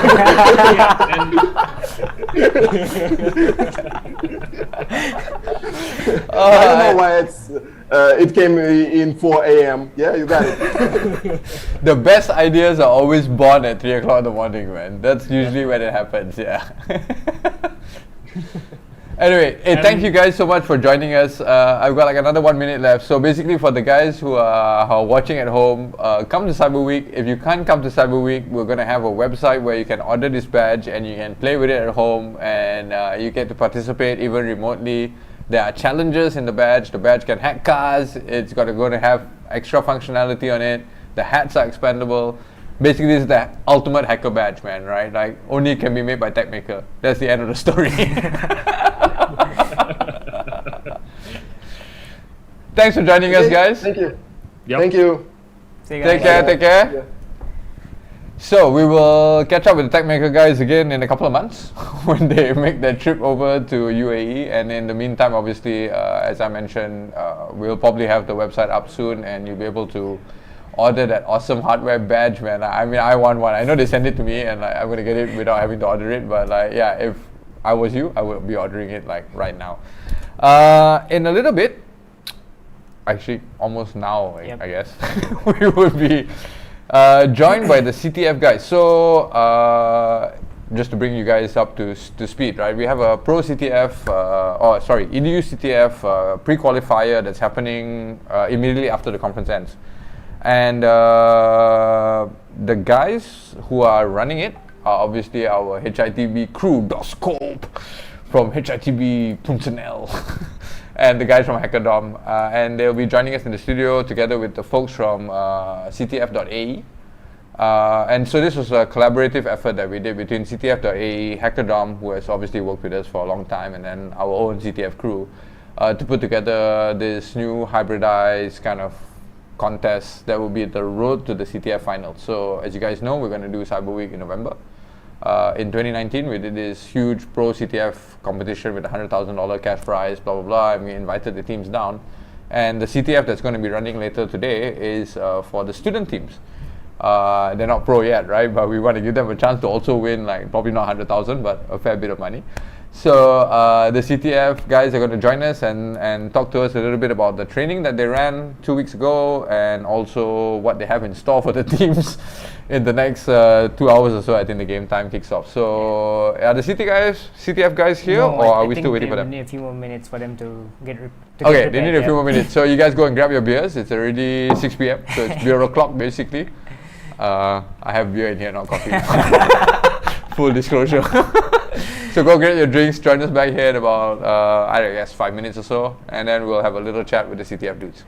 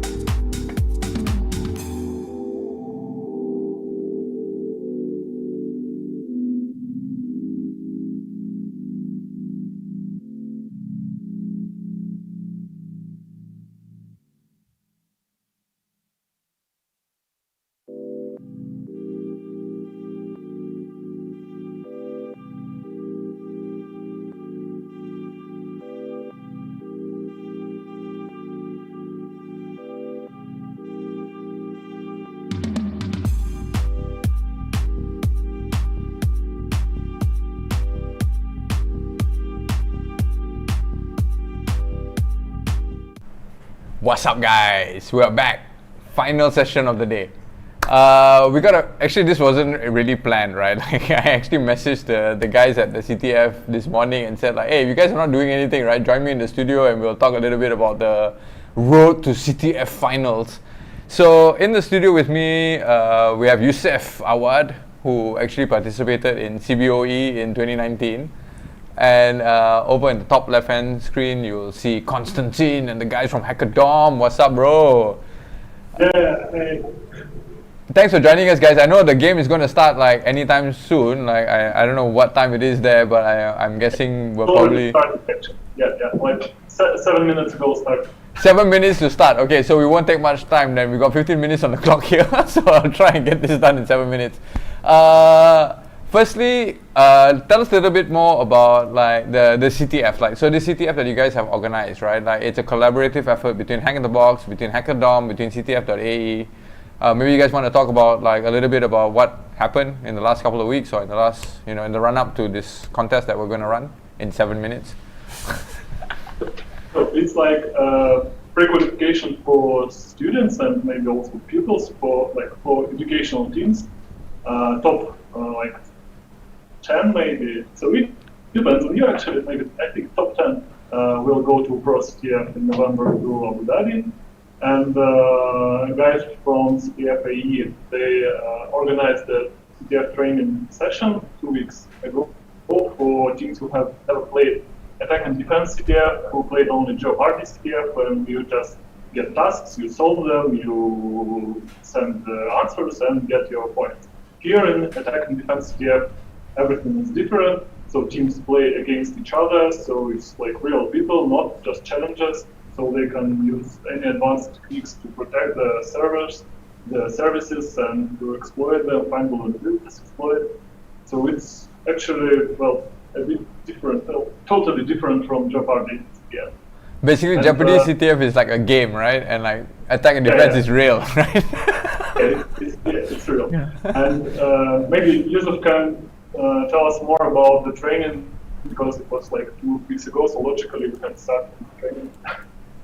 Yeah, thank you. So thanks to the hard work by the guys at Hackerdom, we were able to make 2 days of training. So as Konstantin already said, we were really able to bring people who maybe didn't have enough knowledge about attack and defense and really give them in-depth hands-on training for 2 days about what attack and defense is all about. And they got their hands dirty with exploiting, defending, and really got a feel of how the real game is going to be. Although I think the pressure is much different when you're actually trying to qualify for a professional CTF. But yeah, we had a blast interacting with the players. Really talented teams were present at the training. So it was all in all a great experience. So, I mean, the training that you guys did like 2 weeks ago, right? It stems from the journey that you guys did in 2019 as CBOE, right? And then kind of like, I'm guessing it's a bit of the learnings that you guys had back then and kind of adapted to 2021, or what was the training about? Yeah, definitely. So I would say that some of the things we experienced in CBOE 2019, especially how initially we felt lost as a team who'd never played attack and defense, we definitely took some of that experience and really understood what it's like to be playing attack and defense for the first time, and tried our absolute best to fill up all the gaps so that they're just as prepared as a team who's been playing attack and defense for a couple of years. So yeah, we just wanted to make it like give everybody an even playing field so they feel qualified for this sort of competition. And I mean, I'm looking at the team list. There's like 121, 122 teams from around the world. In terms of like skill sets, right? Like, I mean, when you're trying to train teams up, student teams that have never played at attack and defense, like, how do you give them a crash course in a short period of time to get them ready? I mean, what's the game plan for that, man? I mean, we had a lot of cooperation with the great guys at Hackerdom. They gave us a lot of tips of what the players should know. And I think without them, we wouldn't have been able to give the training that we were able to, give the quality. But I think it was all about trying to condense the most important things into 2 days. And the most important part was the hands-on experience. You can't just talk for hours and hours at a time. It's never going to stick. So they were able to actually apply what we were teaching them right then and there in the training and attack other teams as well during the training. So I think the whole hands-on experience, being able to see the machines, see the network, see how the game works right during the training, really helped the knowledge stick and help them even learn new things that I might have not said explicitly during the training. So in terms of the teams that have signed up, right? Do you guys have any crowd favorites? I mean, I do. I have a crowd favorite. I'm looking through the list. I'm like, yeah, these guys are gonna win. Like, but on your end, like, do you guys have any kind of like insights into what you think is gonna happen? Yeah, of course we see some teams which we are acquainted with for many years. For example, Xavier's from Thomas State University, or HITBSecConf from St. Petersburg University. Oh well, we are from Russia, so of course we know Russian teams. Yeah, but also teams from other countries. And this year, lot of Asian teams are joining us, and it's great that CTF becomes popular really around the globe. So I have never seen previously so many teams from India, from Vietnam, from Bangladesh and other countries. So, well, yeah, I was quite impressed as well. I mean, the list of teams is very diverse. As in, we got teams from Mexico, from Vietnam. Obviously, there's a lot of teams from Vietnam, from Russia, and Germany, UK, and the diversity is quite significant. It's quite exciting to see that happen. But for the guys that are actually going to be playing this game, right? Like, we're only going to be able to fly the top 3 winners over, right? So what happens to the rest? As in, like 4, 5, 6, 7. What happens to those guys? Yeah, we plan to have finals in a hybrid format. So part of teams can join online. So the top 3 teams, as you said, will fly to Abu Dhabi, but the rest, like 5 or 7 top teams, can join us virtually and play in the same network as all the pro teams are in Abu Dhabi. So hang on a second. You guys are saying that the Pro CTF finals that are going to be happening at Cyber Week is going to be a hybridized game. So the teams that are flying down in person and the teams that are playing it online are essentially in the same environment. Is that correct? Yeah, totally. They're playing against each other in the very same network with the same set of services and they'll exploit each other. That's cool, man. So would you say that this is like kind of like the, I mean, I'm going to do air quotes, right? Like first hybridized CTF, or is this something that has been done before? I mean, what's the deal? Because as far as I know, CTF has always been you either fly there and you play, or you don't play. Yeah, I think COVID helped us. Yeah, and that's why this year hybrid format becomes popular. If I'm not mistaken, I'm not sure, but maybe at DEF CON in the United States they also tried to use hybrid format, but I'm not sure. So maybe we need to check. But well, I think this is year 2K21. Well, we can't do anything but play in hybrid. So basically, DEF CON tried it, but Hackathon will do it better. No pressure. But I mean, I'm super excited because this is kind of like one of the rare opportunities that student teams actually get to play with the pro guys. So do you think that this pre-qualifier that we do will be sufficient to give them enough knowledge and enough kind of like experience that when they come to Cyber Week in November, that they don't get whooped basically and become just a team that people the other pro teams are just going to kind of like get all the points from them. Do you think that this game will be sufficient for them to kind of gain the experience they need? I think at least maybe 1 or 2 EDU teams, well, they can be cool enough and elite enough to combat pro teams and be in maybe not the first, but like top 3 or top 5. So I would say that EDU teams are quite enthusiastic and they have a lot of free time because they are studying and in summer they are free and they can spend like maybe not 24, but like 16 hours training and educating. So, and they are very motivated. So yeah, I think they are very serious teams. So those who will qualify, they will be nervous. Awesome, man. So any favorites? You guys want to pick a winner now? Like you wanna make some bets? I have my bet. I think Red Rocket is gonna win, man.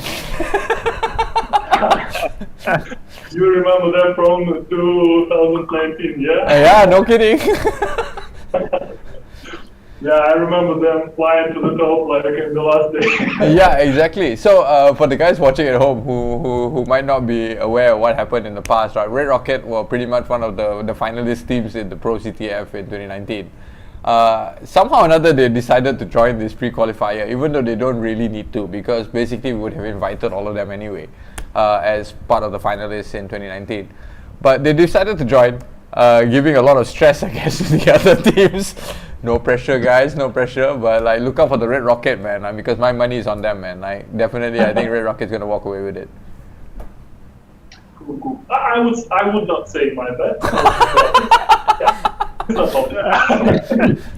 Yusef, who do you think, man? UAE team, which one do you think is gonna come out on top, man? I'm rooting actually for the team, my team that I used to be a part of. Well, I'm still a part of, but you know, we're not EDU anymore. Outback Door. So I'm hoping the guys could learn from our lessons back in 2019 and hopefully, you know, make us proud. You know. Hey, Outback Door. Actually, they were in the 2019 game, right? You guys played CBOE, right? Yeah, we won CPOE. Yeah, exactly. So are the same guys in the team now, or are there new players that have joined, or you know? It's the same. I think it's the same team. Yeah. Except there's no Yusef. Yeah, there's no. Except there's no Yusuf. Exactly. Yeah. No cheating. No cheating. No cheating. No cheating. Hey, all the best, guys. Thanks so much for joining us. I know you guys have other things to do and get ready for the game. And to all the teams that are going to be playing, good luck. All the best for the competition.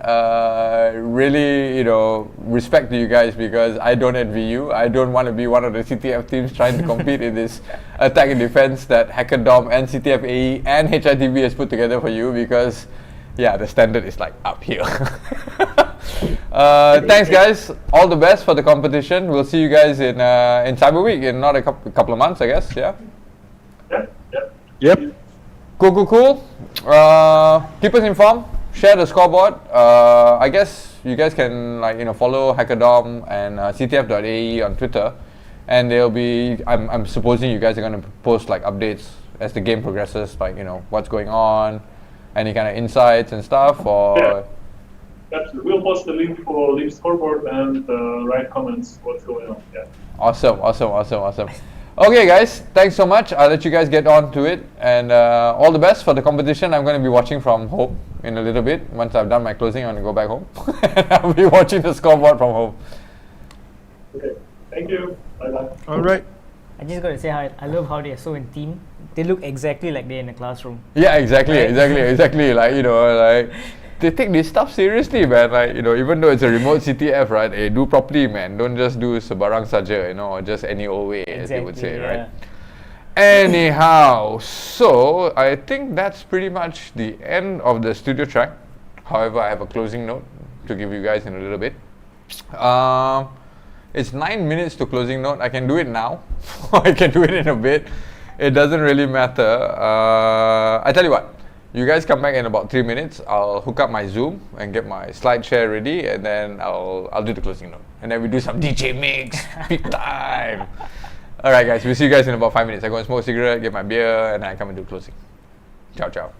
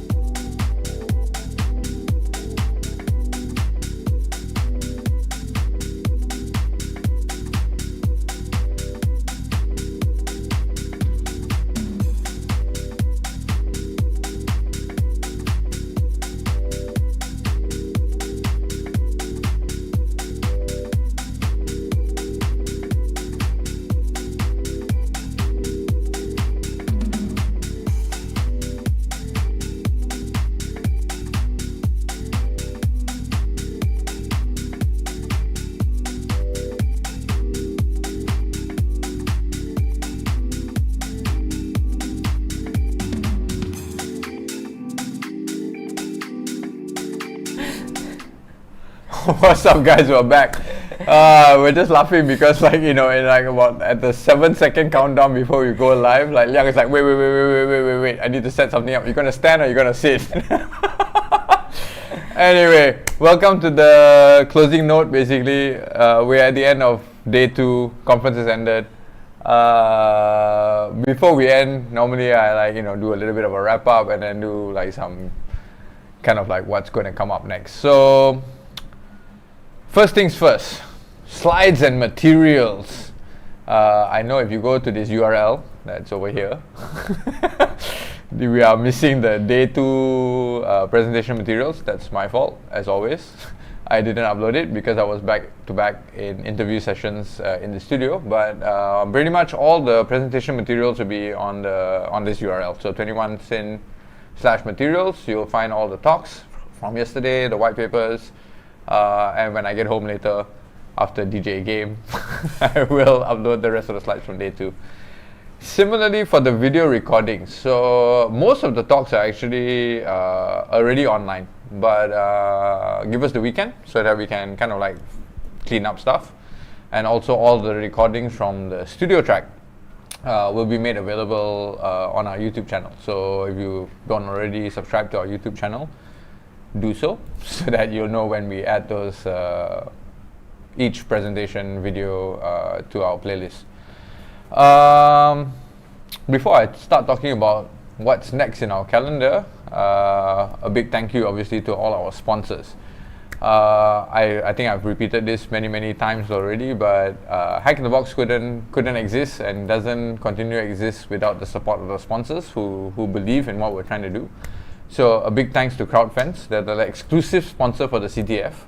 The only guys that came up and said like, yeah, EDU CTF is important and we should kind of support the next generation. So big props to them for backing us on that.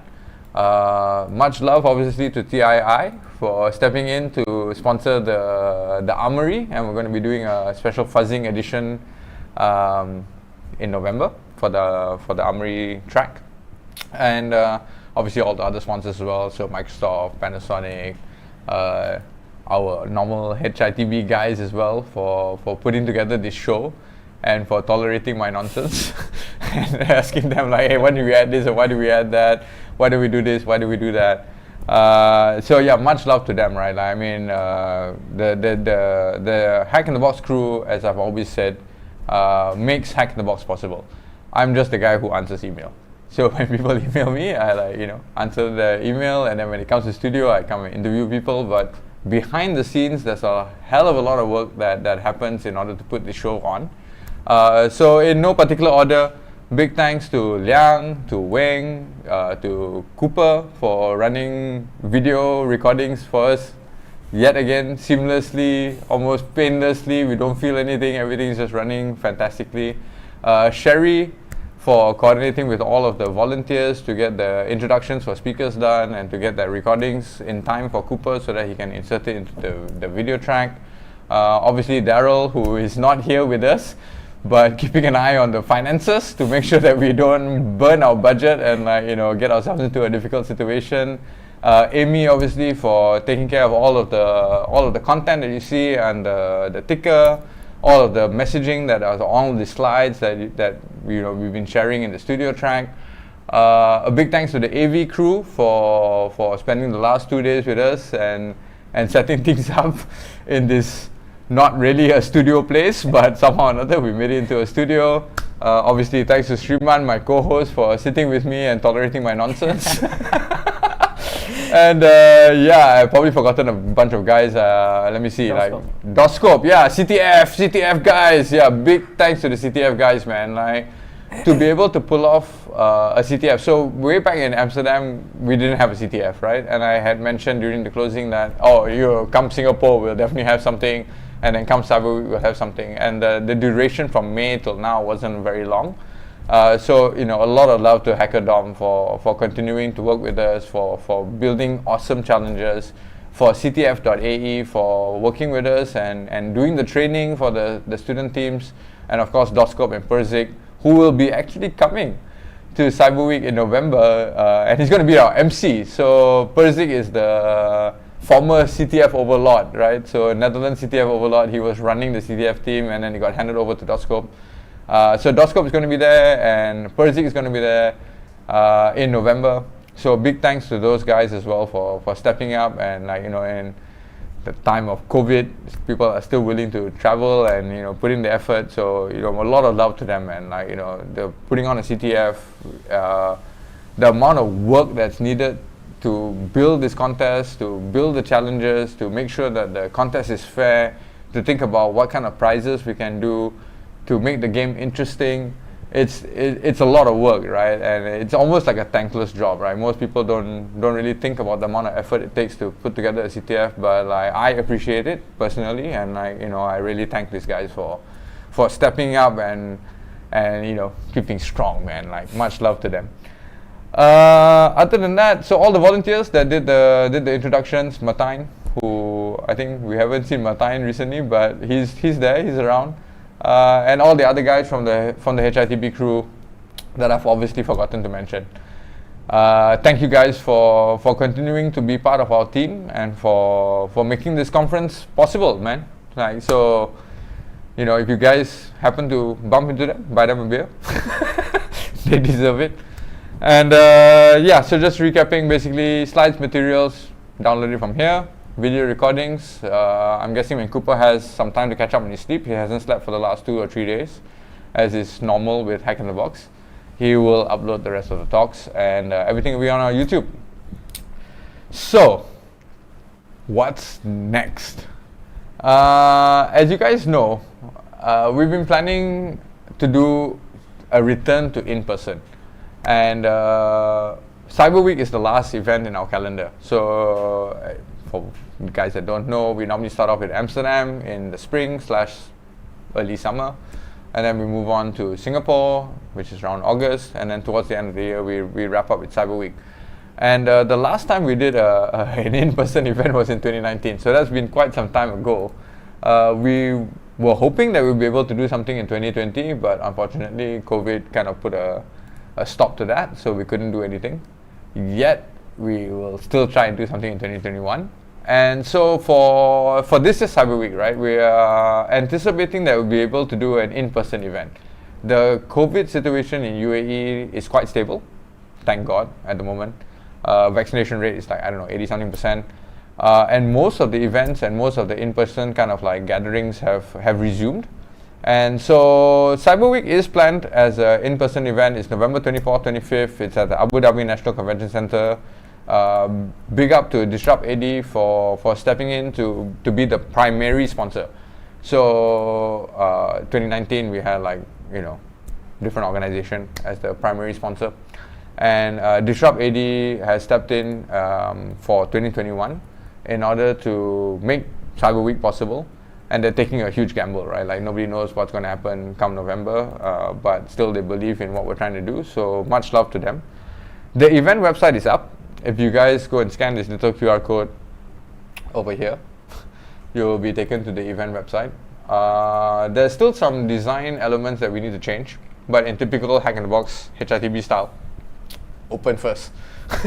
We change the design later. It doesn't matter.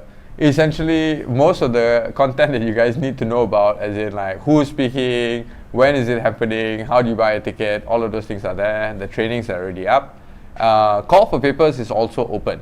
So if you want to submit your talk, whether you can make the trip or not, submit to the CFP.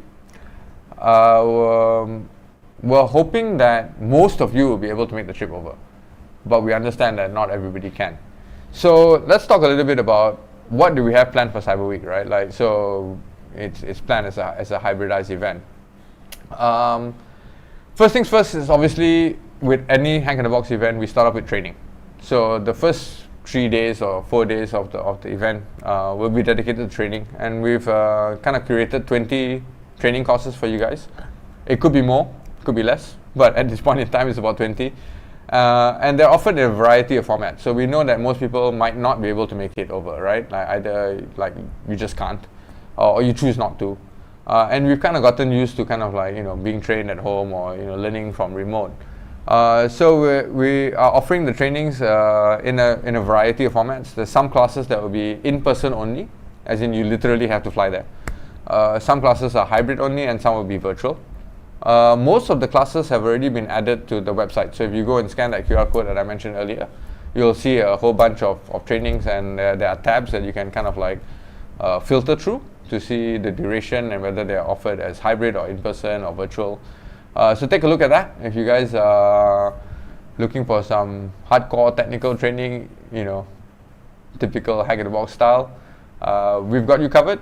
If you want to make a trip over to UAE or you're already in UAE, then you get the added advantage of attending it in person. And if you can't make it, no problem. We got you covered as well. We got it as hybridized training for you guys. In addition, so normally the Hack in the Box conference 2019 and before, it's set up as like we have a track 1, a track 2, and a ComSec track, right? So technical tracks which are paid, and then a ComSec track which we do a live stream. For Cyber Week, we're actually thinking of doing 4 tracks. So we decided to break it down by subject matter. So we have a track that's to do with hacking, like the good old stuff.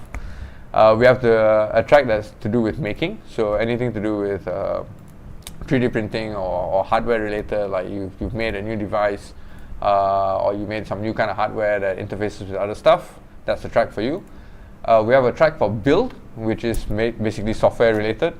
And the last is the break track, like the track where you break stuff, right? So all red teaming, all offensive related, the stuff that I like. I don't like defense, I like offense. Goes into the breaking track. So basically, it's a 2-day event. We'll have our main track hosting the keynotes, which will be live streamed for free, and then we'll have breakout tracks that are verticals, I guess you could call them that, like so hack, make, build, break, and we're collecting different speakers to fill these tracks. We are doing kind of something a little bit different. So normally we open CFP and then we just take whatever content comes in via CFP and we kind of build an agenda around that.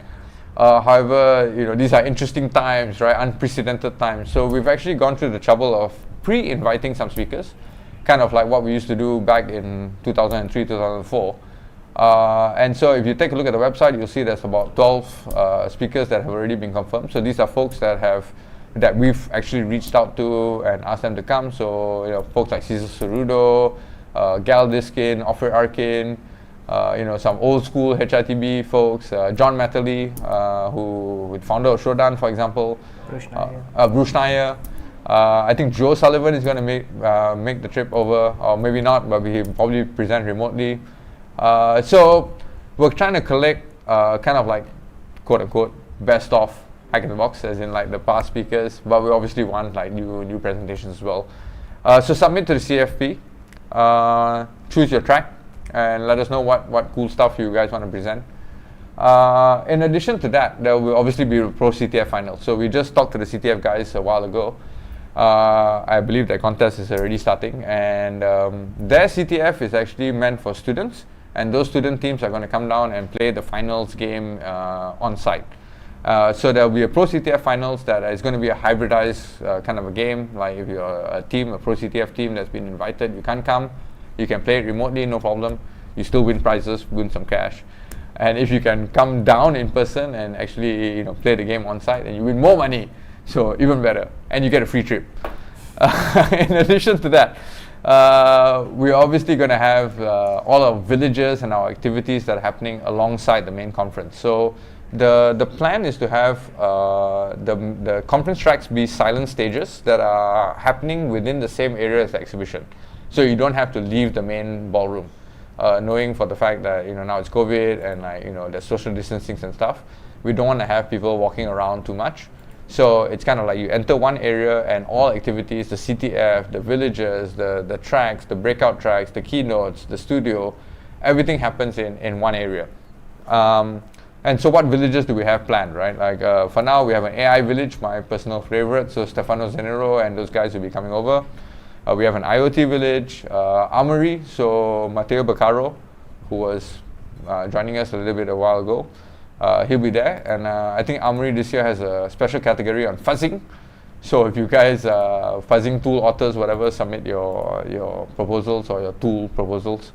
We'll have a wireless village. We'll also working on a blockchain village, lockpicking village. The guys from Tool, so the open organization of lockpickers in the Netherlands, they'll be making a trip over. So if you want to learn about physical security stuff, there'll be a lockpicking village.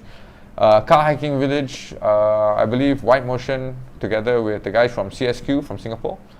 We'll get them together and we'll run some stuff there.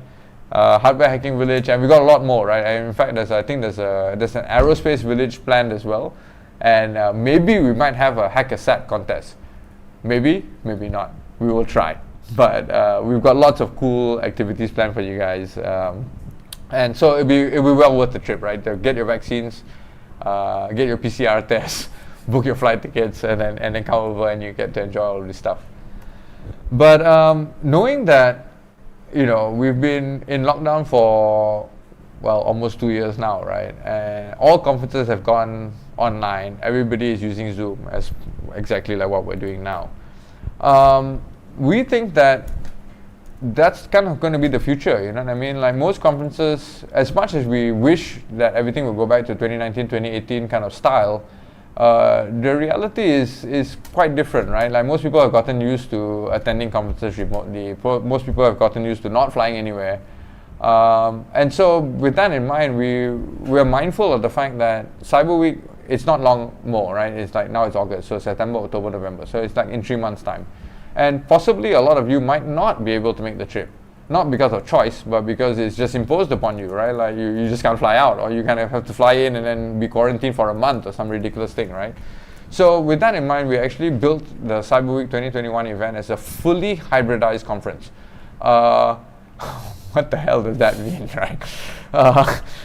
Basically, what we're trying to do is take the lessons that we've learned over the last 2 years, right? So being locked in, we've seen other conferences do, a hybridized format and try and kind of like be inclusive and get people involved. But it's still a little bit of this, a little bit of that, and nothing really is like one solution that kind of like caters to everything. So in typical hacker fashion, we're like, well, if nobody has a solution, we'll build our own solution. We'll make one. So that's what we spent our time on, right? In the last couple of months, we've been working with our developer team in order to try and like see how would we reimagine the conferences in, like, say 2022 and beyond, right? What would it be like? What would a hybridized conference mean? And so with that in mind, first things first that we added was a walkable flow plan. So this is not new. We didn't invent this, right? Like, I mean, there's all sorts of different kind of like walkable flow plans that other conferences have used, but we decided that we're going to kind of implement our own version of it. And in order to make it more realistic, we actually based it off the actual flow plan. So if you were to attend in person, as I mentioned, it's going to be in one room. We have like breakout stages and the CTF and the villages. It's in one area. So we're trying to translate that into a virtualized experience for the folks that can't fly over. So we built kind of like what we're calling a walkable flow plan. So you use like WASD, the keys on your keyboard, or you use your mouse to navigate around, and you can zoom in and zoom out. So you get a hybrid, like kind of like a bird's eye view of what the overall exhibition area looks like, and then you zoom in a little bit, and certain elements get loaded as you navigate the flow plan. We're hoping that this will make it a little bit more realistic, in the sense that if you can't come down, what we're hoping is that each of the exhibition booths will actually set up webcams, so web feeds, right? And similar to Street View, where you can kind of like move your little person icon down to the map, and then it becomes like a real person view or a first person view as you navigate around. We don't have that kind of crazy technology, but we are thinking of like being able to enable kind of the live webcam feeds. So you can actually see in real time like who's walking around, what's happening, zoom in, zoom out, and kind of like follow along as if you were physically there, right? It's not quite the same thing as actually literally being there, but we hope it's a close approximation. So one of the first things that we did was to work on this interactive flow plan thing. I wish I had a workable demo to show you guys, but yeah, the developer guys are still busy squashing bugs, and we still have 3 months, so I don't have a workable demo. But essentially, it looks more or less like this. kind of a 2D top-down SimCity kind of a view. You can zoom out, zoom in, and when you reach a certain zoom level, it flips over to kind of like, let's just say you go over to a CTF booth, and when you zoom in, it will flip over and it will show you like the scoreboard, the live webcam feed of like the teams that are actually there. And if the CTF organizers have their own video feed and they're doing some kind of like a live broadcast as well, you'll be able to tune into that. So if you can't make it, we still have this interactive flow plan for you. So hopefully it'll be a little bit more engaging. Along with that, knowing that most of the folks that have been getting used to this whole online virtual conference style of presentation, people don't watch the talks when they go live, right? That's just a fact, right? Like we're now in Singapore time zone. I don't know how many people are watching this stream right now, but most folks tend to start the talk after the conference finishes, right? Or maybe a day later, maybe it's 2 days later. So we've actually thought about the use case of what happens when somebody comes and it's happening live. Great, they just click, they can watch it. But a replayable video stream together with a tied-in chat. So as questions are asked in the chat stream, they're tied to the particular minutes that the video is playing. And lots of times you enter a Discord room and then the questions have like, were asked 6 hours ago and they're no longer relevant to the presentation that's being shown now. So we're trying to find ways in order for folks that are not joining the conference in person or not able to join it in real time, to be able to replay what happened and at least be able to see what questions were asked when, and be able to follow along, with what's going on. And of course, we did Umbrella kind of a networking system in 2020, so which was like a matchmaking thing. So why we did it was because most conferences have a hallway track where you just bump into, like say I'm walking down and I bump into Sriman and I'm like, hey, long time didn't see you, bro, like what's been going on, right? And that's missing from conferences. And so we tried to replicate that with Umbrella by having kind of like a matchmaking session where people could find other folks, other attendees that will have similar interests and then set up meetings with them. It worked to a certain extent, but the UI and the user interface and the overall user experience was lacking, for lack of a better word. So we figured we could do it better. And so we've taken what we've learned from kind of like employing the Umbrella thing and I guess improved upon it, if you want to put it that way. And so we've added a matchmaking component to Cyber Week. It's not like a main focus of the event, but it's just kind of an add-on. So in case you happen to be attending remotely, you'll be able to schedule, video interviews, for example, or video sessions or chats or catch-ups with other attendees, but also with speakers. We've broken out the chat tab. So one of the main difficulties we find is that following the conversation as they happen across different streams is difficult. So we're trying to fix that problem by adding tab chat so that you can kind of follow what's happening in the track that you're in and not get lost. We have a general chat room and overall a singular kind of an agenda. So in a conference, there's normally let's just say there's 30 something talks, right? Not all of them are interesting to you. Maybe only 5 or 10 or so are interesting. And in between that, you might have some one-on-one chats with a speaker, maybe you have another interview or another catch-up session with another attendee. And so we've created kind of a centralized dashboard for you to keep track on what's happening when. So you get a push notification when there's a talk that's going to be happening, you get a push notification when there's a session that you've scheduled. So hopefully this helps for the folks that can't make the trip, although we're hoping that the bulk of you have already got your vaccinations. Why have you not got your vaccinations? Get your vaccinations so you guys can come over and hang out with us. But if you are not able to make the trip, worry not. We've tried to build some technology solutions in so that you guys can participate remotely. That's pretty much it, man. So November is not long away. As I mentioned, it's about 90 days, less than 90 days, 89 days to go. We're hopeful that everybody will be able to make the trip, and if not, then the solutions that we put in place for the hybridization, we're hoping that will help to make things a little bit nicer for you guys and make it more fun to attend. Other than that, stay safe. Book your flight tickets if you haven't already. For those of you that are wondering what are the restrictions, right? So the rules are changing all the time, right? So for now, it's pretty much full vaccination.